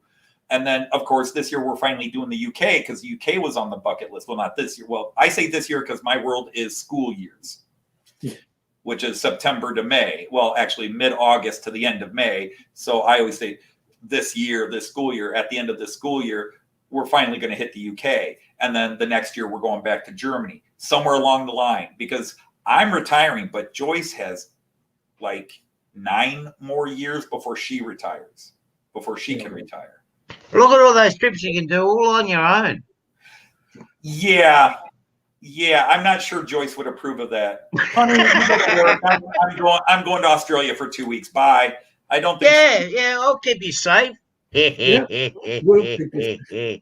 Actually, speaking of which, I should have brought it. I've got a photo. You know how we were talking about our hoppers. My mate who has. So the story goes, he bought I downsized, right? You guys talk. I've got to go somewhere. I'll be back in a sec. So I downsized house, right, because of my health issues. And I sold my 00 or HO scale model railway to this guy. And we became very good friends. Now, I go up to his place often because he's not very good at certain things. So I help him out and he comes down and helps me out with woodworking things and other things like that.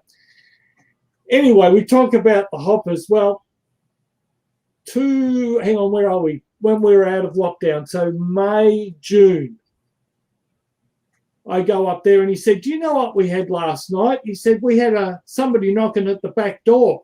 No joke, knocking at the back door. And his wife went out and there's a kangaroo there. Right? And then I actually have a photo in his driveway of a kangaroo. Now, he lives in a little town where my daughter lives, which is less than 30 minutes from where I live. But it's out in the bush, right? But, yeah, we've got this photo I've got a photo of a kangaroo in his driveway. And believe it or not, he lives, so he has a big property. When I say big property, he owns, so his house is sort of there. He has a rental there. And there's the railway line. Okay. Right? And then he has another property just in there. So he owns sort of like 3 blocks. So he's really close to the centre of the town. He's close to the railway line. And here's this kangaroo standing in his driveway. I'm just laughing at it knocking at the door. I mean, what's it doing? Hello? Do you have a few minutes to talk about our Lord and Savior? She was so shocked at having the kangaroo at the back door knocking to come in. She just didn't know what to do. Here is a pamphlet. You know, I can see the kangaroo reaching into its pocket going, I have this pamphlet here about the Great Roo. Would you care if I give you my testimony about it? I can't see a kangaroo just knocking at the door. Yeah. Good night. Could I interest you in some words about our Lord and Savior, the Almighty Roo? Stop giving them ideas, Anthony. No, but those kangaroos, they're uniting. Well, my father-in-law, my wife's father, used to own a farm. It was 250 acres, way past, about 100 miles away, 160 k's away in South Gippsland. And he owned a farm, and then his father owned a farm, and he sold his and moved over. Now, in this farm was 20 acres, pure bushland, and no one was allowed to touch it. It had to stay bush. And inside it, you find, I remember one day we found this massive, huge wombat. Like, I don't know what he'd been eating, but he was. That's a big one. Oh, he must have been, I'm not joking, he must have been 60 or 70 kilos. He was a monster, but he also had kangaroos. And when I mean kangaroos, I don't mean one or two, I mean hundreds of them. And the only time he would do anything was if one came up to him. And then he would shoot one, because otherwise they would take over. Being a farmer, trying to farm, the last thing you need is the kangaroos eating everything. Right. Yeah. And they do. Other than that, he would just let them run wild. And we used to, when we had visitors, we used to take people out at night and show them, go out in the LR, the Land Rover, and we would show people all the pure native bush that's there. But yeah. Here's a funny thing for you, Anthony. Like, thanks to that idiot Steve Irvin, carrying on about how dangerous and deadly our snakes and that are when you go walking in our bush, right? Now, I go for a walk in the bush all the time. Very rarely do I have a snake that comes out and attacks me, or a spider that comes out and attacks me. I mean, 9 times out of 10, they hear you walking. Well, they don't so much. They go. I mean, and you go for a walk in the bush, you hear this rustling sounds and whatnot going in the bush. It's either kangaroo or kangaroos don't normally go away from you, but we've got these wallabies and the rock wallabies.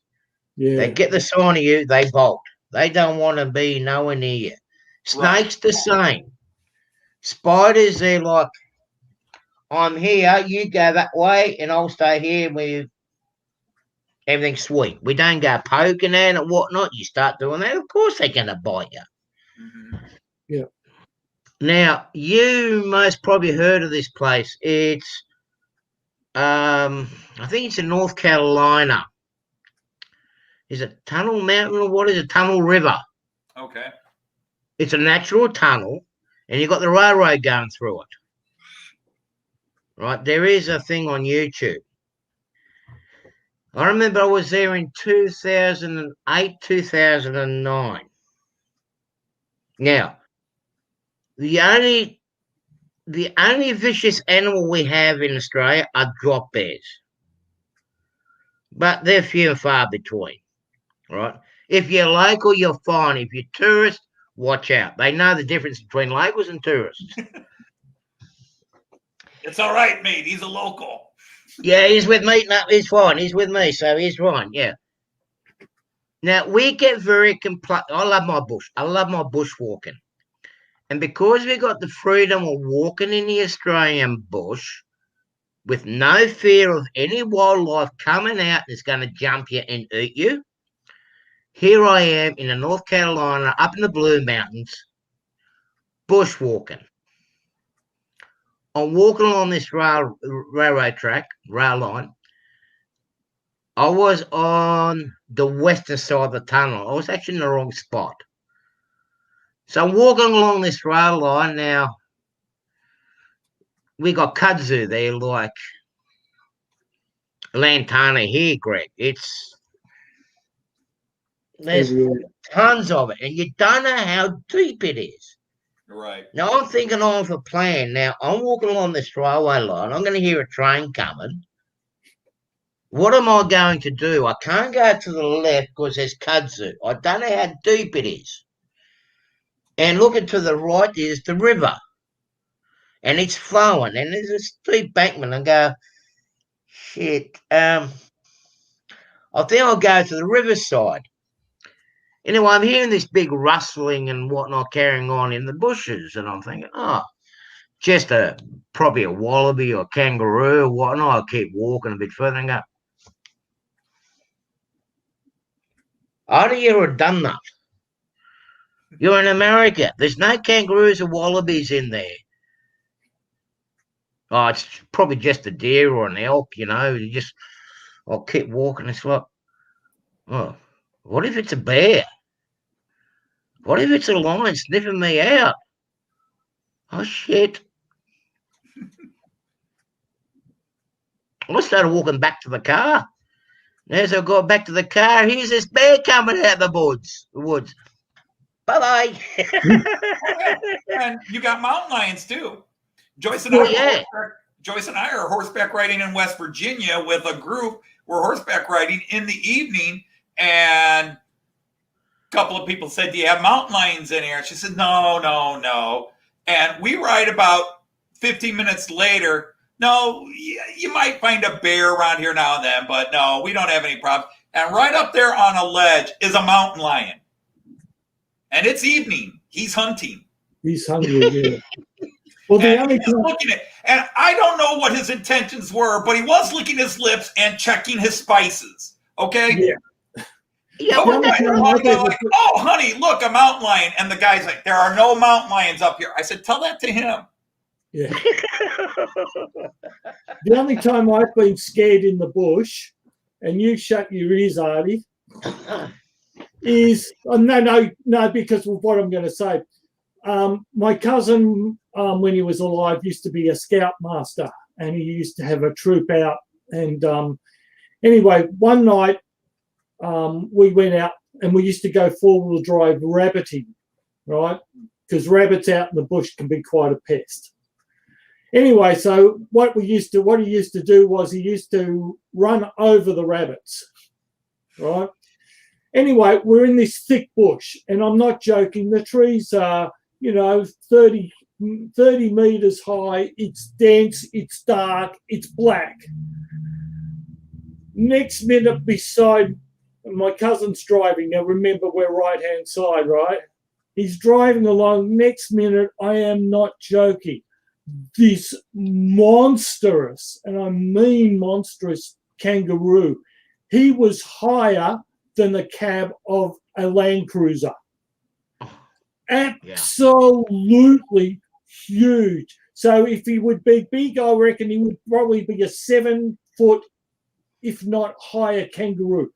Big monster. And he's bouncing alongside next to my cousin, and he's going, oh, shit. Next minute, he bounces in front of him. Now, we had a bull bar, but I can tell you what, he would have made a mess of that bull bar. And that's the only time. And fortunately, he bounced, and then he bounced on my side, and then he disappeared. And that's the only time I've been scared in the bush. Oh, the big reds. Here in the city, we have big deer. No, he was great. We have big deer in the city, and you're driving down the road, a neighborhood where it's house, and all of a sudden you'll see a deer come run along the side of a road as big as your car. And Joyce and I were driving, this was, 15 years ago. We're just driving down this neighborhood road, and this big deer comes running, and I slow way down, but I'm still going. And all of a sudden he hops a yard fence and then hops right over the front end of my car. If I had hit him, he would have walked away, and my car would have been totaled. Yeah, and right. Deer, they're not dangerous, they're not aggressive, but they do a lot of damage. In this big urban environment, we got deer in my neighborhood, which is, again, it's in the city, but it's a nice little neighborhood, but it's in the city, and our house is rather small. We've got foxes, coyotes, deer, and we got a lot of wildlife in my yard, and my yard's a tiny yard, but nothing dangerous. The only dangerous thing we have in Toledo, we don't even have rattlesnakes anymore. The rattlesnakes were eradicated here 50, 60 years ago. We have the only deadly creatures we have in Toledo is the brown recluse spider, which can show up in anybody's garage, and it can kill you, but usually if you get bite, it's a really nasty and you got to go to the hospital. But yeah, you can get sick and die from. And black widows might be in the region. Technically, we're kind of out of their zone, a little bit north of here and south of here, but in this particular region, we don't have black widow spiders, but it would not be unthinkable that somebody found a black widow spider in their garage or something like that, because we're close enough to that zone, but we're considered out of their zone. But we're close enough to it that you might get one or two that have migrated in. But yeah, so those are the only quote dangerous animals. We do have coyotes and wolves around here because they have grown, they have exploded in this region because we have a large deer population. But we got boxers walking down the street. So now I know where our deers came from. It came from Toledo, USA. Because that's what the deers in my area are doing. They're doing exactly the same as what they're doing in your area. So they must have migrated from there. Yeah, wow, Roy. Thanks, buddy. Yeah. Nature will adapt. Will adapt. Hey, we've got the biggest population of camels here in Australia. Yeah, you do. We have a small population of camels out west here. No, they're huge. Because they're feral, most of them. Well, I killed a friend of mine just before Christmas 2019 out west. One pulled out in front of his road train and smashed the truck and him in bits and whatnot. And it wasn't good. But with me being in Australia, being in the bush, and say walking in the bush for nearly 45 years and whatnot, it's funny. I have never been bitten by any spider, any snake, or anything. I mean, we got one of the deadliest snakes in the world in my region. Yeah. Right? Never been bitten by any snake here. Right? The brown snake? Huh? The brown snake? We got the brown, we got the red belly, we got the tiger snake. We got them all here. We got the Sydney funnel web as well, which is one of the most deadliest for spiders. Yeah. Right? We got them all here.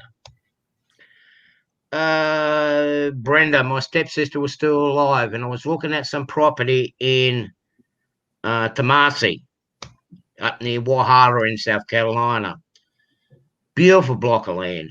Going in there, whatnot, and I'm feeling this itch, and I thought it was one of those stinging needles. Got me on the ankle. And it just kept on stinging. I kept on scratching it. Got home to Brenda's place, and I'm like, I'm going to have a look at this. Have a look at my ankle, and there's these, they're still there, actually. Two little fang marks.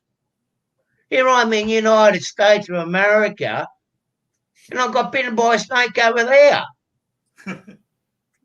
It's like, no, I've never been bitten by. I've been stung, but I'm not allergic to. I've been stung by wasps and bees, and it doesn't really bother me too much. But I was in Germany in 2019, I think it was, or was it? I forget. Was it the 2017 trip? Maybe it's 2017. We were sitting in Delmenhorst eating, and all of a sudden I felt it itching on my leg, and didn't bother me. And then 3 days later, I actually looked at my leg, and I was all red and black. I had to go to a medical clinic because some spider had bit me sitting at this outside cafe. Some spider had bit me. I don't know what the spider was, but my leg was very painful for a few days. Wow. Unfortunately, I had to pay 20 euros for, I could get political, but America, socialized medicine works. 20 euros I paid, and I got taken care of. They gave me a week's supply of bandages and a week's supply of cream to put on it. I still have a little mark on my leg that is discolored because for 3 days I just kept scratching it, thinking maybe a mosquito bit me or something, and it was a spider. Well, I was the same with this, but I was lucky it wasn't a poisonous snake. So yeah, because then I found out by a friend of mine up in Boston. He said, "Oh, you do have a couple of deadly snakes in that region." I'm like, "Well, I'm still alive. Maybe my immune system, the Aussie immune system I got here, has probably killed it." No, we have hognose and garter snakes in this area. Neither one are poisonous. They can be aggressive. They will bite. They will come to you and bite, but usually they tend to stay away. But yeah, we don't have. Again, we have a couple of poisonous spiders, and that's it. And so usually you can go anywhere in Toledo and not worry about it. So like you were saying, where you had to come to America to, despite all the reputation of Australia, you go to me. Germany doesn't really have anything poisonous, but something bit me that was pretty bad because, it messed up my ankle for a few days. Yeah. So the most aggressive creature that we have over here, right? And you more get it out towards the edge of the outback, right? Yeah. Camel stew mells. Sorry, I was reading. Yeah, they do. They actually do. And on the Southern Pacific, they actually do the camel stews as well. They're actually not too bad. It's not something I'll have every day, but yeah. There's a thing called a yowie, right, which is on the other side. And you shut up, Greg. You know about the yowies. They're more aggressive than the bunyips, right? But they normally come out during the harvest time, like when it's grain harvest season, which is coming up. What are we? September next month. Our grain harvest starts. Usually come out about that time, and I'll tell you what, they'll eat a full cow like it's a piece of chicken. Right? So the legend says it. Now, I had a friend of mine, and I was telling him about the yowies, how aggressive and vicious they are. And he was one of these real big, solid, sorry to say, Croat is like, I'm tough, I'm strong, nothing can touch me, you know, but I got him that frightened of it, and even the farmer up there, and even the farmers know about the yowies. Right, but this is a big guy. We were camping outside. He got so frightened of this and nervous on it.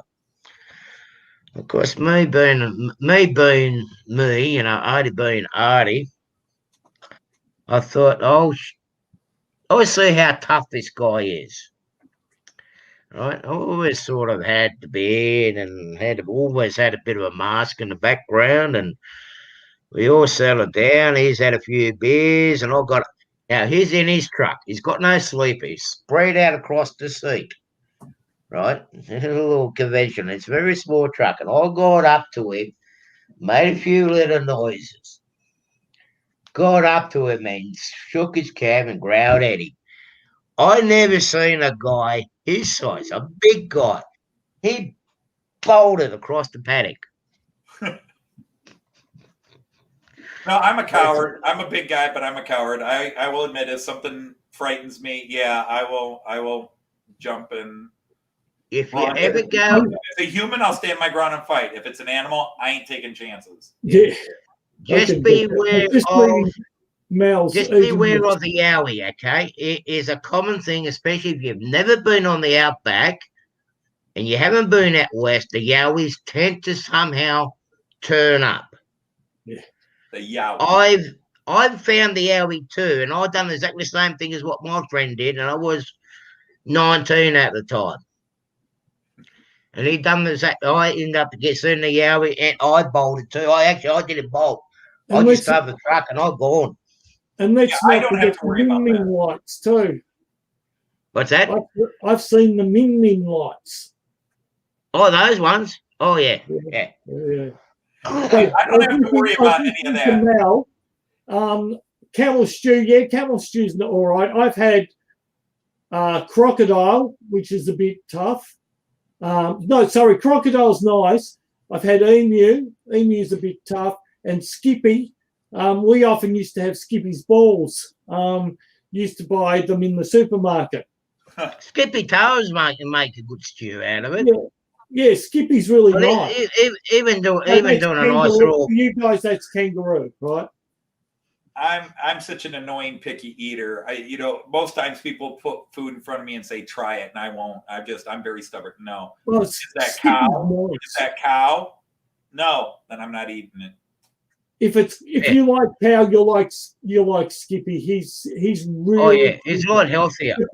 In actual fact, Anthony, the best meat in the world is here in Australia, if you can find it, and it's called King Island.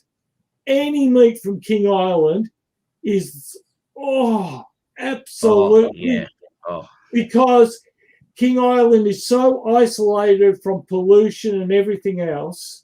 The meat is all pure organic, and it is amazing stuff to eat. Oh, you can, like, here in the United States, the difference in the taste of beef. Yeah. East of the Mississippi, west of the Mississippi. Oh, yeah. Ridiculous. Beef from Wyoming, range-fed beef, where it's just all natural. The cow, the buffalo, because I love buffalo too. It is so different. It is so good. You know, we've got a company called Omaha Steaks that sells the steak from Nebraska. Wyoming beef is just unbelievable. I can't believe it. And then a couple of years ago, we were down in Bavaria, and I had real veal for the first time in a long time, because you can't, even if you order veal from a butcher shop here in the United States. Now, for those of you who don't know what real veal is 9-month to 1-year-old baby cow. And the cow is kept in a small room where it can't move.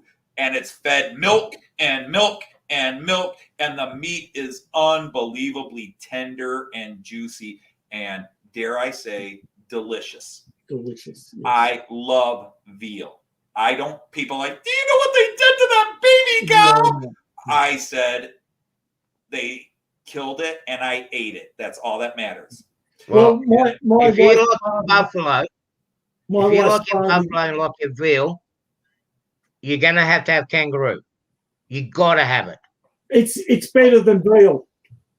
Oh, it's Because better. I've had deer meat and I don't like deer. No, I've no. never Oh, bought venison. I don't like deer either. No, But deer- yeah, if you're through kangaroo steak, and especially if it's like rump or back area, I'll give it a try. it really is I'll nice. try as long as because I like natural meat. I don't like people even adding flavor to it. I want, like, when I make burgers, and everybody loves my burgers and steak, I add like just a little bit of pepper to it, and that's it. I want to taste the meat. Yeah, you only need a little bit of salt and a little bit of pepper, not even pepper on your kangaroo meat. And you don't cook it for so long. Yeah, You can overcook it. Like with steak, when you overcook, you can still eat it. Right. But with a kangaroo meat, if you overcook it, it's stuff. So, Yeah. and I've heard, because kangaroos are very active, very muscular, and that's what you want usually. You want that very muscular meat. It's strong muscle meat, and it's not all fat. And there's That's right. no It's a lot fat in leaner. it. There's actually no fat in Yeah, it's kangaroo. meat. Yeah. Mm. But we were eating in Bavaria, and Bavaria is the one place where they have lots of cows in Germany that are for eating. Most cows are milking cows, but in Bavaria, they are cows for eating. Most Germans love their pork. Yeah. Everything, all the sausage, all the meat in Germany is pig. But down in Bavaria, you can get cow, you can get beef. And these guys made Wiener Schnitzel, that battered, deep fried. It was so good. It had been so long since I had real veal, because now it's pork tenderloin. They call it veal, and I don't know how they get away with it, but they call it veal, but it's actually pork tenderloin. And sometimes they'll use beef tenderloin to make veal, but it's not from the baby cow because it's now unpopular. But I love my veal, and I want real veal, and that was real veal, and it was so good. It's really nice. Yeah. So I would give a kangaroo steak a try. You'll have to come over after the lockdown's over. Well, let's see. UK and Germany. When will I fit in Australia? I don't know. Because that's the other thing. See, you'd want me to go in the outback. I don't camp. Roughing It is a hotel room without a jacuzzi. Yeah, I agree. And I have camped many, many times in my life. And I have never gone camping where a disaster didn't happen. I have camped in the Rocky Mountains and had my tent blown completely over and rolled down a hill 50 yards because a tornado came down. I was in a camper on Pikes Peak, and we had a massive thunderstorm come in, and it blew the camper I was in over, and we rolled down the hill again. I was in Boy Scouts. We went camping. Huge torrential downpour. I have never gone camping where there wasn't a natural disaster. Flooding, massive storm, windstorm. Every time I've gone camping, that was, in my opinion, at the last time I went camping, I was like 21. And we had another storm that blew the tent in and everything else. And I said, God doesn't want me camping. The thing about camping, Anthony, it's about adventure. And you had the adventure of camping. That's the fun part of it. I've been Yeah, there, done that, you call but- it the adventure and the fun part. I call it the hell. Yeah, I agree. But you can go to Ayers Rock, Anthony, in the dead centre of Australia, and Right. have 5-star. Oh yeah, well, Ayers Rock, and I'm sure they've got. I mean, a lot of that is the we used to call them Aborigines. You can't use that term anymore. I forget the indigenous. Yes, we can. No, We You still can use still it. call them Aborigines. They're First Nation people is the other thing we use. Okay, First Nation people. I know a lot of that's holy ground to them, but Yes. I know just from what I watch National Geographic and stuff like that there are tourist areas where the tourists can go and stay in the hotels, and sometimes you hate to see that too, because if you're an outback person, you don't want to see the natural beauty. I mean, this is what's happened, for example, to Niagara Falls. Niagara Falls, just in the last 20 years, I mean, the falls were always there and there was always hotels, but now there are so many big high-rise hotels, they've actually changed the weather and wind patterns in Niagara Falls. And Niagara Falls itself is amazing. It's beautiful. If you've never been there, it's one of the natural wonders of the world. You got to see it. That's one of my Right. things on the to-do On one list. side of the stream of Niagara Falls are all these super high-rise hotels that are all fighting each other to get falls views. They've actually changed the weather. And now the steam that used to, or the mist from the vaporizing water that used to rise up, now hovers in the canyon, and it's actually making the view work. Yeah. I've actually seen that. I've seen that on National Geo. But you see, that's one thing about Ayers Rock. While there are motels and there are various levels, so 5-star down to camping, it's so far away that it won't be that inhabited. It's Okay. you're still in the middle of the outback, and Right. seriously, you don't know you've been out in the bush or in the outback till you've been somewhere like that. It's just desolate. Because I'm an outback person. Put me in a pine forest with meltwater lakes and rivers, and that's where I'm my happiest. Just give me a nice cabin with modern plumbing or a hotel an hour away. Well, Get out of here. There's none of that on the outback. Forget about it. You got to do it the right way to experience You can it. have that at Ayers Rock. You can have that at Alice Springs. If Neil Armstrong can go out camping out there, you can go out camping out there, Anthony. Hey, he went to the moon and lived too. I'm not doing that. Exactly. That's not me. I am too ruined. I am a ruined city dweller human. I've had my experience camping and roughing it, and it was. You haven't been camping with me, Anthony. There's a right time to camp and the wrong time to camp. I'm sorry, I'll drive you crazy because I'll be like, "Hey, Artie, where's the jacuzzi? Where's the hot tub? Where's the whole over there? You got to dig the hole first. Yeah, you got to dig. Yeah, exactly. I'll tell you what. I have done tours out in the outback. I've done the safari camping tours for a company called Quincy's. You know the company Quincy's there, Greg, down in Melbourne. I did Australian. God, I gotta get to bed. Anyway, I can't remember. Anyway, I've had my safari tours were back then. This is going a long time ago. You were talking about before about the Americans, the way they are. I tell you what, the Americans are the best tippers. I will do almost anything for them. But I took them out for a safari tour. All right, we usually have a guidebook. All right, and I'm like, this the guidebook. Do you want to go buy this, or do you want to do an adventure? And they go, what's the adventure? And I go, see this guidebook? I'll throw that out the way. If you go out into the outback at the right time of the year, Anthony, it's the most beautiful place to sleep under the stars. It is. Sure it is. I won't deny that. I just don't sleep well under the stars.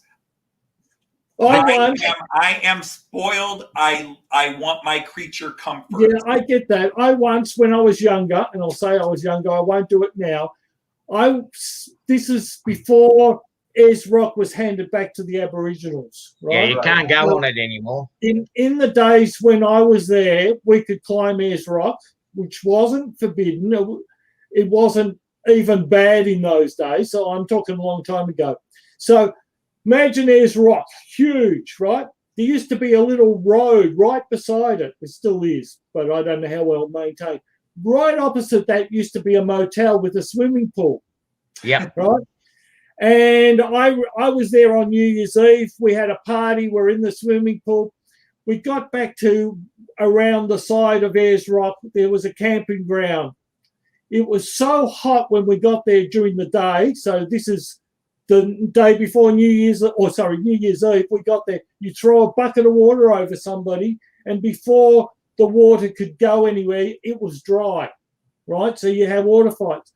On New Year's Eve, I slept on a concrete slab, which was the picnic table, right? So a thick concrete slab, because it was so hot. It was the only place you could get some cool.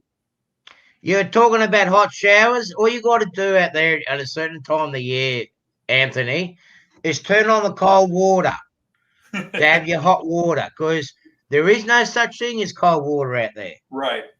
Especially in the summertime. Right. But our summertime... I'm the exact opposite. I go swimming in alpine lakes where the water temperature is like 55, 60 degrees Fahrenheit. So what is that, about 17 to 20 Celsius? Yeah, that's what we do here, yeah. We do that here anyway. Swimming in Joyce hates the cold water. I go diving in. You know, I'm playing in a river, swimming in a lake where it was snow the day before from the top of the mountain. And the water is so crystal clear. You could see big fish swimming 10 feet down. It's so crystal clear. It's amazing. I'm a Nordic person. I like the cold. I like the cold water. I like the forest, the pine forest. I love being in it all day. But when it's time to sleep, I want a cushy bed. I've done the sleeping on the ground. I've done the sleeping bag. I've done the tent. And the camping tours that I did were actually quite comfortable. We had those safari type of tents that you've seen like on some of those movies, like, you know, the Sheik's tents or whatnot. Right. Everybody was comfortable. And yeah, the Americans are one of the most fussiest people to please when it comes to camping. Right? These people enjoyed themselves that much that they came back another 2 times. And luckily, I was still working for that company. They turned around and wanted me and the hostess that was with me. We carried all the creature comfort in the tent, in the trailer. I can't speak for other Americans. I will just tell you, you won't be able to talk me into camping. You will not be able to talk me into it. I'll be like, have a good time. I've done it. You can't get me into it. I have had too many really bad experiences camping. I want 4 solid walls and air conditioning. That's me. A lot of Americans, and I've got friends and family that are campers. Joyce's, all her sisters are big campers, and they all go, we should all go camping together. I'm like, you tell us where, I'll get a hotel nearby. Actually, there's a good spot for you, Anthony, for camping / hotel. It's in Mountain Rest. It's up in South Carolina, up in the mountains, right?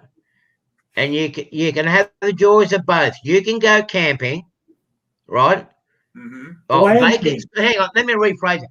They can go camping in the camping ground while you stay in the self-contained cabin that's got all your mod cons in it.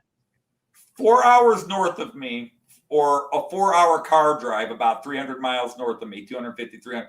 Northern Michigan, not even the Upper Peninsula, but the top half of Michigan is pine forest and small mountains with lakes and rivers, and there are cabins. And I can do that to my heart's content. There are these cold water lakes, pine forest all around. And yet when I go to bed, it is a actual bed, and there's a heating air conditioner, and I'm the happiest man on earth. I may not be as quite close to nature as the camper, but it's my happy place. And I will do that like when we go kayaking. We just load up our car, throw the kayaks on top, and head out and go. The only thing is the cold water. No, forget the cold water. But Oh, everything else, I'm with you. Joyce doesn't like the cold water, and of course, I'll be a little obscene here. The other problem is when Joyce gets into cold water, she draws more attention. Oh, does she? I wonder why. It's cold. I know. Yeah. Yeah. Well, actually, you can there. Once the borders open, there's going to be a huge price war between the US for the carriers from US to Australia and vice versa. I mean, I'm already getting prices from both Delta and United at the moment. And at the moment, it's sitting at $6.50. United's winning at the moment. Okay. Wanting me to go. No, Wow, and that's Australian dollars, not American dollars. That's Australian dollars. So you take another 30% of that, and that gives you the American price, and that's not a bad deal. They're fighting at the moment, but I'm holding off. Hey, that's pretty good. That is very good. Yeah, but I haven't. My passport's expired at the moment, so I've got no passport. I don't know about you, Anthony, but mine's expired. No, mine was renewed in 2019, so I've got 8 more years on it. I've got two. I've got an EU passport, so I'm an EU citizen, and I've got my Australian passport. But what they're looking at doing now, I'm going to hold off, and it's coming out in the next 2-3 weeks. I'm just holding off at the moment. They are going, you know how they're talking about this COVID immunisation passport and everything else? Right. The proof of vaccination and everything else. They're actually going to be putting that into your information on your passport, especially if you've got that chip inside of everything's going to be in it. Mm-hmm. And they are doing something in it, so it's going to be simplified. So I'm just going to hold off until that, and then I'm getting it. I carry my vaccine certificate. Yeah, we carry our vaccine certificates are in our passports, but we don't carry them with us anywhere else because America's just not that rigid. Oh, we will have to. But once we start traveling, like to go to Canada, we'll have to prove. But we have to use our passports now to go to Canada. Although I now have the international border crossing driver's license that I can use to go to Canada in place of my passport. But Joyce and I, we just don't. If we travel to Canada or obviously anywhere else, we take our passports. Yeah. But see, when I'm in the US, I usually just leave my passport at home and just use my Australian license, and that's it. The earliest we could do Australia is 2024. Oh, bullshit. 2020, this is what, 2021? So 2022 is the UK, and then 2023 is back to Germany, and then we haven't decided where we'll go for 2024. You can always buy the round the world trip ticket. You know they're cheaper. Yeah, they're much with cheaper. Air Canada. No, they are, seriously. When we went to, when my daughter was small back in 1999, that was my first overseas trip. We went around the world, right? So for us to fly from here to England was $2,000, right, each. My daughter, because she was only 3, she went for free. However, for another $300, we could go Australia to Singapore, spend a few days in Singapore, from Singapore to France, spend a few days in France. From France, we flew across on a different one, which we had to pay for. But that was because we wanted to go to a special airport. And then we flew from Manchester to London, London to San Francisco, San Francisco to LA, New Zealand, and home. For getting the France to England, and that was $2,300, that was cheap. Now, for Joyce and me, we just looked into this because somebody was telling us about it. It was the cheapest around the world travel. It included plane and train fare. Yeah. Was $3,500 American dollars each. Ooh. Wow. That was around the world 40-day trip or whatever it was. 30, and that was just that was $3,500 each. I suppose Actually, that's not bad. If you got that's not a bad price actually. But That's a good price. Joyce and I can't afford $3,500 each. Joyce and I spend a month in Germany for about $3,500 combined, because we get our flight is about $1,100 each. Our flight is $1,100 each out of Canada, and then we live on roughly $50 a day. Yeah. That's food, room, and board. Well, I'll tell you this much, Greg, Anthony, if I'm still here where I am, I'm in God's country in Australia. Australian's God country. Forget about where Greg is. Up here, it's better. I love that. I've got a friend in Tasmania that would be telling both of you to kiss off. Oh, no, back in Tasmania. They're all redneck cretins because they're all inbred. Yeah, Tasmanians are inbred. You don't want to go down there, definitely not. And we have apart from the chocolate factory and the apples and everything else down there, you don't want to go. The chocolate factory, but we have a saying here, Anthony. I live in Australia mainland, and Tasmania floated away. But if you ever decide you want to come here, as long as I'm still living here and haven't moved over the US, you and Joyce are more than welcome to come over and stay at my place. And mine. Right? Rent free. Right?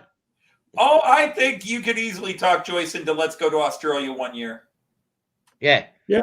And I'll tell you what. Joyce wants new and different and not having to learn another language, but then I have to explain to her, you still have to learn another language because you Aussies don't speak English. No, that's right. We speak Australian. Yeah. Yeah, we speak Australian. We speak American. We speak American. Look at it, yeah. Look at it, yeah. American. No, 2 syllables. Merkin. Well, no, I was saying something else. I was saying something else. Yeah. Yeah, well, Merkin is something else as well, but yes. Yeah. But whenever you want, it depends on what you want to see. I mean, all you got to do is just give us a call and I'll tell you the best time to come here. We would not know where to begin. So that's where talking to Australian friends would be good. I mean, because no matter when you plan a trip, because Joyce and I, when we travel, we try to do about 3 to 4 weeks. Because especially for us with the teachers, we have June, July, and half of August off. Yeah. And so a month, 3 to 4 weeks in like Germany. After that time, Joyce gets homesick. She wants to be home. Plus, she still wants to enjoy her summer vacation at home before going back to work. With me being retired, you see, with us, if she wants to go and visit, say, if you guys want to visit, say, our tropical region, which is north from where I am, the best time to visit there will be during your summertime. Right. Because it's down there, yeah. It's not so much that. It's still pretty warm up there. Right. But there's a lot less chances of cyclones and rain and whatnot. It's our dry season here. Yeah. Yeah. That's up north. Down here, it's wet. Yeah. June is our travel month. That's when we travel. Right. Yeah. We don't travel. July is just little happy trips for a weekend or something like that. But June is when we're going abroad, because then when we come back, she's got 6 weeks to focus on because, she's got her list of things she wants done by the end of summer before we go back to work. Now, I'm not going back to work. So you can get it all done before the vacation happens now. Yeah, I mean, I work. My last day of work is May 31st, and then June 1st we're getting on a plane but I officially am retired June 1st. We're leaving the United States on June 1st to the UK. We'll arrive in the UK on June 1st, and that is my official retirement day. And then whatever that Friday is, the 3rd or whatever, I get my buyout money. So they give me this. They're giving me all my pay for July. Well, all of June, all of July, and August. They give that to me in one lump sum. So I have all kinds of money. Now it's going to get taxed more heavily, but I'll get that back on income tax. But so I get a huge clearance check because they don't want to just pay me out. Once you retire, they just pay you the rest of your salary, you're owed the rest of that fiscal year. They pay that to you in one lump sum just to get you off their books. And then my retirement pay kicks in. Well, So see, with you, when you come here in the middle of the year, that's when we have most of our train shows here too. June, that would be interesting to see. That would be cool to see, especially to see Australian trains. Because like even to my I don't know American trains. People say F7, F9. I have no idea. All I know is F1 through F5 is a tornado, and anything else I have no clue. And like my buddy Randall Ellison is always sending me pictures. Hey Tony, here's an EF44 CG. I was like, okay, great. I know German trains. I know a BR-143 and a BR-145 and a BR-146 and a BR-044 and a 245 diesel, and I know the German trains to a degree. But that's your expertise. That's your expertise. We're all different. Yeah. And that's what I ride. I mean, again, every train I run on my layout, I've ridden one of these in reality. And in fact, that's my one double-decker IC. That's a model of an exact train I rode. I rode that locomotive and those cars. That's what I ride. How do you fit in? Oh, God, it's 11 o'clock. Well, it's only 1 o'clock here. My bedtime was an hour ago. Joyce is probably going, where is he? Yeah, just tell you, just on a quick trip to Australia. Yeah, it's just on a quick trip to Australia. Oh, she knows I'm down here. But yeah, it was a long day. I was wired up after my thing. But yeah, I get up in 6 hours. I'm lucky if I have 4 hours sleep, let alone 6. 6 is a novelty. Well, I go to bed I try to go to bed 9:30, 10 o'clock my time, and I get up about 4:45 a.m. I go to work at 6. I'm at my my school at 6 because that's when I do all my prepping and grading. The kids come in at 7:45, and I teach from 7:45 to 3, and then I come home. Joyce, on the other hand, she goes in to teach. She starts teaching like 9 o'clock. She teaches to 3:30, but she stays there until 5:30 to do her grading and her prepping for the next day and everything else. But of course, she still brings a ton of that home as well. So she'll be grading papers till 10:30, 11 o'clock at night. And I'm in bed snoring and she's still grading. Every now and then we both can go to bed. We've always been go to bed at the same time type people. But early in the year when she's getting her stuff going, she's up later than I am. But yeah, I get up at 4:45. And so you missed it. You see, if you were a school teacher here, you'd start only about say 8 o'clock and finish by 3 o'clock in the afternoon, 3:30. That's most places. I mean, I don't start with students until 7:45. Yeah, that's too early for our school kids. They haven't even had breakfast by then. Well, our kids don't eat breakfast. They are. It's too long a story. Americans don't eat breakfast. They skip breakfast and then they eat all this junk food through the day, and then they go home and eat junk food. And I mean, I eat junk food too, but I eat a breakfast, a small lunch. I mean, there is a reason I've lost 65 pounds in the last year and a half, but or 30, almost 30 kilos. Oh, good stuff. Yeah, that's cool. But anyhow, I hate to pun and run, but I got to get to bed. It's been awesome talking to you. I love this. This was great.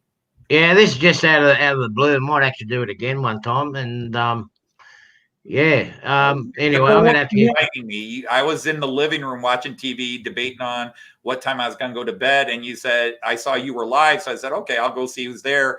And you said, hey, come on up, Anthony. And I was like, do you really want that to happen? Yeah. Because I'll babble forever. Hey, that's what we do here. That's what we do, Anthony. We can talk the leg off an iron pot. That's what we do on That's what we do on Sundays here. At Sunday nights our time, and Sunday morning your time. But you like your beauty sleep. No, I get up. Well, I mean, it depends on what time. 7 o'clock. I'm up 8 a.m. So the thing is, I got to be subscribed to the right channels to know who's going in. Because I could crash. It's about bloody time you subscribe too. I can pop into anybody's live stream and I'll if they say, hey Anthony, log in, I'll be there, but then you may not get another word in. Well, that's fine. Well, now that that second phone call was the hospital for my next 18 mil drill borehole. But now that I know that I'm able to not be in hospital so much, I'll be starting to do a few live streams too. Well, that's great. This was really awesome. I enjoyed everything. I enjoyed everything. This was awesome, but I need to get. Yes, I understand that. Well, I always enjoy yours, Anthony. I've got to be honest. Yeah, we do. Well, yeah, I try to be. I don't know if different's the right word. I'm just different anyhow. And it didn't take drugs to become like this. This is all natural insanity. And but no, yeah, fine. I get it. Well, you haven't met some of us here in Australia. Yeah.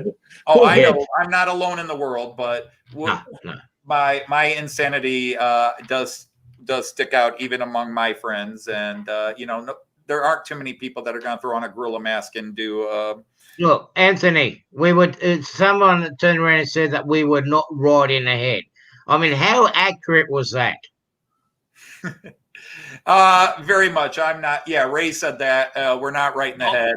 No, I'm actually I am right in the head because I'm left-handed, and the right side of your head controls the left side of your body, and I'm left-handed, so I am right in my head. But I am definitely, let's face it. There are people out there that do pun songs. There are people that do model trains. There are people that put on gorilla suits, but you're not going to find too many channels that do them all in one day like I do. No, I haven't seen your tree light up yet, though. You haven't seen my what light? Oh, my tree. Yeah. No, Rick's got that's. I'm not going to horn in on their business. They don't do comedy songs. I don't do crazy. No, I know, but you did the gorilla. But see, I got my hoppers. There you go. I just and then pass the gas. That was Steve Childers asking. He was asking for. Of course he was. Of course he was asking. The monkey in the round, and like I said, there's one I keep trying to do, and Joyce keeps looking at different ideas. Jason is doing a switching challenge, and immediately I had an idea, and Joyce says, "You can't do that one." Well, see, I started to write. I got a verse and a half of "Hey Hey We're the Monkeys," except "Hey Hey We're the Model Railroaders," right? But then that's where you're better than me because I can't. I get stuck for words after that. We toyed with doing a Monkeys parody song about trains as part of that video. Well, that's but we decided it was already too long, but where Dr. Zayas, and again, to me, Joyce's scene was the best part of that whole video. Yeah. And you can't do an ape video, a Planet of the Apes parody bit without get your stinking paws off, you damn dirty ape. And Joyce delivered it brilliantly in that situation. That was hilarious. She is the one who suggested that she comes down with a bat and says the line because we knew we were going to do the line and I had written most of the script. She says, well, how are you going to fit that in? I said, well, I don't know yet. She says, how about I come downstairs with a baseball bat and say it? And I said, brilliant. So she's just as off kilter as me. She's more subversive than I am. And she could not sit down and write a full comedy script, but she definitely can throw great ideas into it. And that's why she goes along with everything. All the Matt Clark stuff. To sing the songs. Yeah. Okay, well, I was saying goodbye 10 minutes ago, and I'm still here. Oh, no. All right, we'll let you go. I hate to leave, but I got to go to bed. Right. All right, guys. Thank you very much. Right. It was awesome. Thanks for joining, Anthony. Thanks for joining. Yeah, no, that was a good chat. I was going to do some wiring. I didn't think we were going to get chatting this long. Well, none of my cameras would work. I'd been out and I'd come back in because I was doing some stuff yesterday, and anyway, I got to the stage that I started pulling things out to try and figure out what was going on. Yeah. And so only this camera, and then of course it started auto focusing, and I went, what? And anyway. Yeah, no, I got to get underneath my layout and rip pull apart half the wiring because I'm having problems with my block detection system, where I put my block detection on. I've got that little modulator. I mean, one of those. Yeah, well, it's similar. No, mine's a bit smaller, Oh. actually. Yours a bit smaller? Yeah. Yeah. But what I am actually finding is on a couple of spots, particularly on my turntable, like I've hooked a DB20 on it, and on into the IOU to detect that the train's on the turntable. Yep. When I turn the power on, there's no power coming to the turntable, but it's detecting the engines that are in the roundhouse. So I've got to have a look at which wires I've actually got connected together that they're drawing out the power. Yep. I've also got that on a couple of spots on the main section. Right. Because I think what I've done is where I've connected my wire feeds together and then to put it on the bus wire, I think they're actually drawing enough current in it that it's triggering the sensor, if that makes sense. Yep. So all right, I'm going to have to go. I've got to go underneath and then, yeah. I've got to go too. a little closer. So, yeah. Well, I've got to get going anyway. I want to get some of this done because all right. 27th I've got the court case and before I get the operation. But we'll have a chat on Sunday, eh? All right. Catch you then. So, guys, Mel's and Whoever's Melvin will see you later, guys. See you later, Artie. come and join us Sunday night. I'll be on channel about 7 o'clock Sunday night. That's my usual broadcast. This was just an out of the blue thing. Okay, see ya. Okay, guys. We'll talk to you later. Bye. Stay safe. You too.